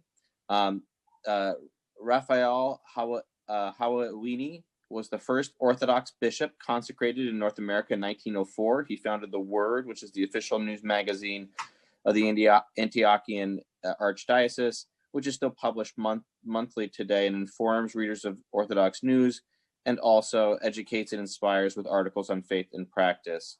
I want to thank the residents on State Street for their continued advocacy to make that happen. And lastly, I was thinking about our colleague Lou Fidler, and I think Councilmember Barron will appreciate this. That one of the memories that will stick with me forever of the New York City Council is being in Brooklyn delegation and hearing debates between Lou Fidler and Charles Barron. And when I was young when I first entered the council, and so for me, I was like, I would sit back and watch and think, this is just the greatest job in the world, to be able to be with these two remarkable men. And so that's one I think of a lot, and my heart goes out to Robin and the family. Thank you. Thank you, Councilmember Levin. Councilmember Lander. Time Thank starts you. now. Thank you, Majority Leader. I admit I'm still a little choked up by Richie. I want to add my thanks to Jason for his work on the Just Cause bills, and I want to add my name to those who really looked up to Lou Fidler. He had admirers across ideological and many other lines. I am very excited to be a co-sponsor of the Speaker's comprehensive planning legislation. I want to give him great credit for taking leadership here. It's not easy during a crisis to think about the long term, but it's so important. We've seen so many of the flaws of our planning process in this crisis: segregation, inequality, underinvestment in infrastructure, a housing affordability crisis, what it looks like to be unprepared. And we all know that our reactive land use process is not getting the job done right now. We don't start from shared goals and values. So how could we achieve shared goals and values? I'm not going to talk more about it here, but I hope you'll take a look at it. This body could make a big difference for the future of our city if we can follow the Speaker's lead. I want to give props to Councilmember Reynoso and some of the advocates, ANHD, Pratt, and the staff, Lewis, Kelly, Raju, and especially the amazing Annie Levers. The report does not just call out problems, it really gets into the weeds and gives us some real solutions. And I hope we have the courage across those lines of difference to walk forward into it. I want to acknowledge some transitions in my office. This is the last City Council stated meeting for 4 of my staff. Naz Garabalis, Steph Sokowski, and Naomi Dan have been an amazing part of our team and served the people of the 39th District tremendously well. And I need to say a special word about Rachel Goodman, who has been my chief of staff for the past 10 years, literally since day 1 of my time in the council. She's a behind the scenes leader, so the people of our district don't necessarily know her and how lucky they are to have her there, but we do. They aren't going far away. So if you're looking for them, I could still get you in touch, but we're really gonna miss them here in the council. And finally, in that spirit, I just want to say a big congratulations to the New York City Council Union, the Association for Legislative Employees, the first legislative body in the state. Thank you to the Speaker for voluntarily recognizing the finance staff as the first bargaining unit. It is a great step and a credit to you. I'm looking forward to recognizing the member staff as well who are seeking recognition. I'm proud to be part of a legislative body that knows it's our staff who do the work, and that, like all workers, deserve workplace rights and dignity and respect. And I'm excited that we're taking that step today. Thank you, Speaker, for that voluntary recognition. With that, I wish you all bright holidays in dark times. Thank you. Thank you so much, Councilmember Lander. We'll now hear from Councilmember Barron, followed by Councilmember Yeager. Time starts now. You're muted. Thank you, Madam Majority Leader. Thank you once again. I just want to extend my best wishes to Councilmember Torres as he goes to Congress and Councilmember Cohen as he goes to the Supreme Court. And I just pray that you will continue to be vigorous in fighting on behalf of our people. At our last stated, it was on the same day as the Human Rights Day. And I don't know that we made mention of that. December 10th was chosen to honor the UN's adoption and proclamation of December 10th, 1948 of the Universal Declaration of Human Rights. And it's the first global enunciation of human rights. And although it is not a binding document, it is one that has been widely accepted.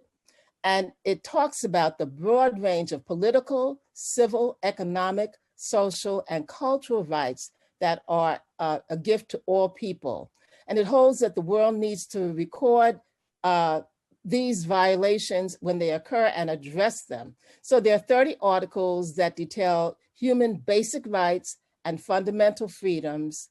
And it talks about that people have an inalienable, inherent, and applicable right to these rights as human beings. And it talks about dignity, liberty, equality, freedom of movement, freedom of thought, freedom of opinion, freedom of conscience. It talks about healthcare. It talks about a standard of living, additional accommodations for those who are physically debilitated or disabled, and care for mothers and for children. So I just wanted to bring that to our thoughts as we talk about what it is that we want to see in our communities, in our society, and the challenges that we have. And I wish everyone a great holiday. Stay safe, enjoy your families, and do what you know is the right thing to do, and get some time to restore and refresh and reflect. Thank you. Thank you so much, Councilmember Barron. And now we will hear from Councilmember Yeager. Time starts now. Thank you, Madam President. I intended to speak about my two departing colleagues earlier, but the whole conversation about the budget mod, the clock ran me out, or I ran it out. But before I do that, first I want to thank the speaker again for his words about Lou Fidler. I don't know that 2 minutes or 4 minutes or 12 minutes or 20 minutes can ever do any of us proper in giving Lou all the honor that he deserves. But I don't know that there's a single member here who in some way, whether he or she even knows it, hasn't been affected by Lou's work in the city, in his community, in all of our communities, and here in the council. I frequently disagree with Councilman Lander, but I will say that he's probably right on the part where Lou is a great uniter in many ways, including for people from very far-reaching points of the political spectrum. But I know he was a friend of Corey's, and the speaker's words are so important because it really does honor who Lou was, somebody who really figured out ways to bring communities together from all across the city. To Congressman-elect Torres and Justice-elect Cohen, I have the privilege of serving under you both on committees. The speaker's use of a Yiddish word earlier today, sometimes people who use Yiddish don't get it right, but Corey got it right. You're both a mensch, and everything you do and every way you've done it. I know you'll bring honor and integrity to your next jobs. I've been privileged to know you both before I came to the council. We don't always agree, but I find that that's my way about a lot of people here. You've nonetheless treated your job with great integrity, with care, your work with compassion and importance, and you've done this body a great honor, and me a great honor by having the privilege to Time serve. expired. So I wish you both good luck, Godspeed. Richie's job is incredible during these times to go to Congress and to have to work to deliver to New York in a Congress that may not be so amenable to doing so. And Judge Cohen delivering justice is probably one of the most important things a lawyer can ever get to do. So God bless you both, and happy Hanukkah to all who are still celebrating. Merry Christmas and a happy and a healthy 2021. Be well. Thank you, Councilmember Yeager. Are there any other members, Mr. Parliamentarian, who wish to speak at this time? Yes, Madam Majority Leader. Councilmember Darma Diaz and Councilmember Rosenthal. Time starts now. Hi, I'll be quick, but I wanted to share my Lou Fidler story. When I worked for the Assembly was when I learned of him, and thanks to social media, we became stronger friends. One day I posted I had a cold. He went and bought me chicken soup and made it his business that I got my soup. And sharing with him, and I was born in Williamsburg and always heard of stuffed Derma, had never tried it. He made it his business to make a date for his wife and I So I could taste the stuff, Derma. The moment that Lou took time for me, I felt validated in my process and running for city council. So thank you, Lou, for looking out for this little girl in Brooklyn and stretching your hands out, and for the times that we shared, and for all of you that shared your interactions with Lou, thank you for sharing your experiences as well. Thank you so much. Next, we have Councilmember Rosenthal. Time starts now. Thank you so much. You know, we are at a dire time in our city's economic crisis, and there is a revenue option that the state could support that I think is low-hanging fruit. And that would be to add a mortgage recording tax to any sort of secondary or tertiary debt that corporate developers take out. So I'm I introduced a resolution today on this in support of Assemblyman Harvey Epstein and State Senator Julia Salazar's bills that call for this at the state level. I urge my colleagues to sign on. And if you'll give me just 1 minute, you know, I'd like to try to explain this. It's really a super easy idea. You know how for those who are lucky enough to buy a home, they pay a mortgage recording tax because most people can't pay cash. You take out debt and you pay the city 0.8% of that debt actually, and you pay the state 1%. It's called a mortgage recording tax.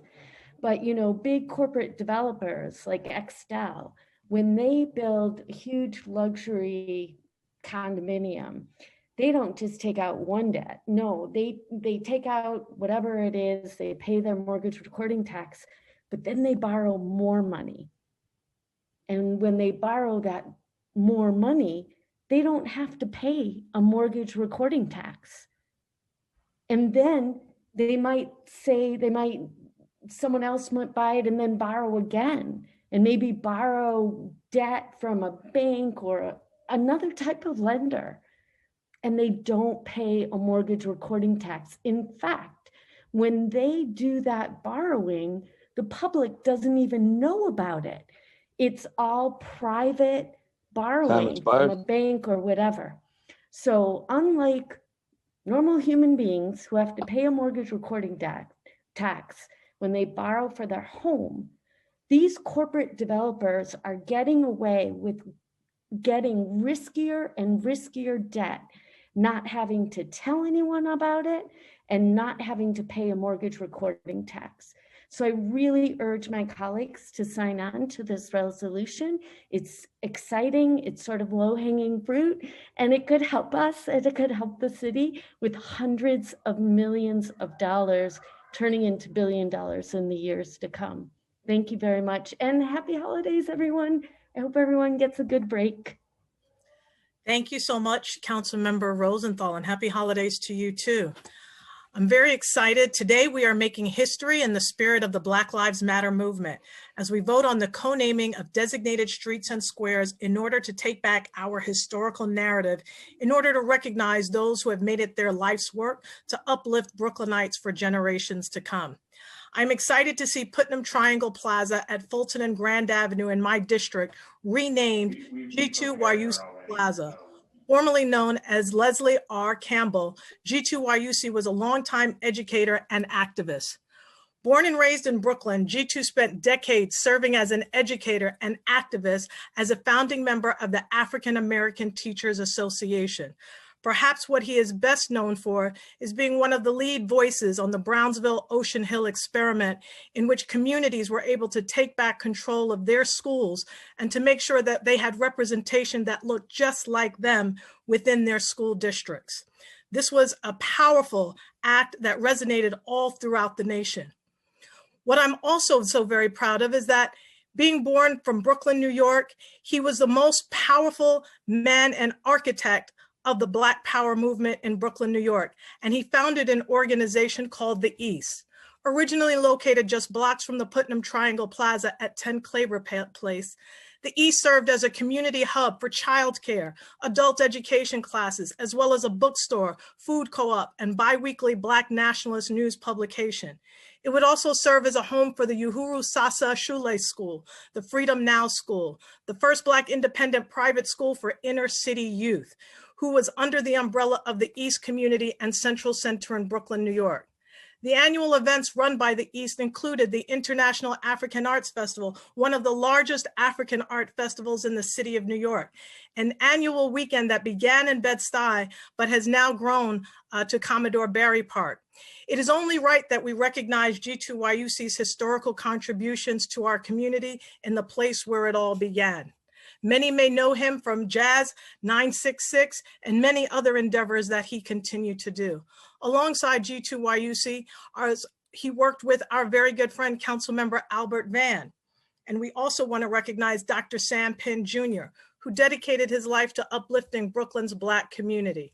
He was a veteran of the Army Reserves, holder of 2 JDs and a licensed master of social work. His accolades do not stop at this personal achievement. In May 1973, he helped found and then served as the chairman of the Fort Greene Council, Inc. Under his leadership, the council expanded its sponsorship of senior centers, offering a range of comprehensive services, from its first center located in Fort Greene, Clinton Hills, to its present sponsorship of 13 centers located throughout Brooklyn.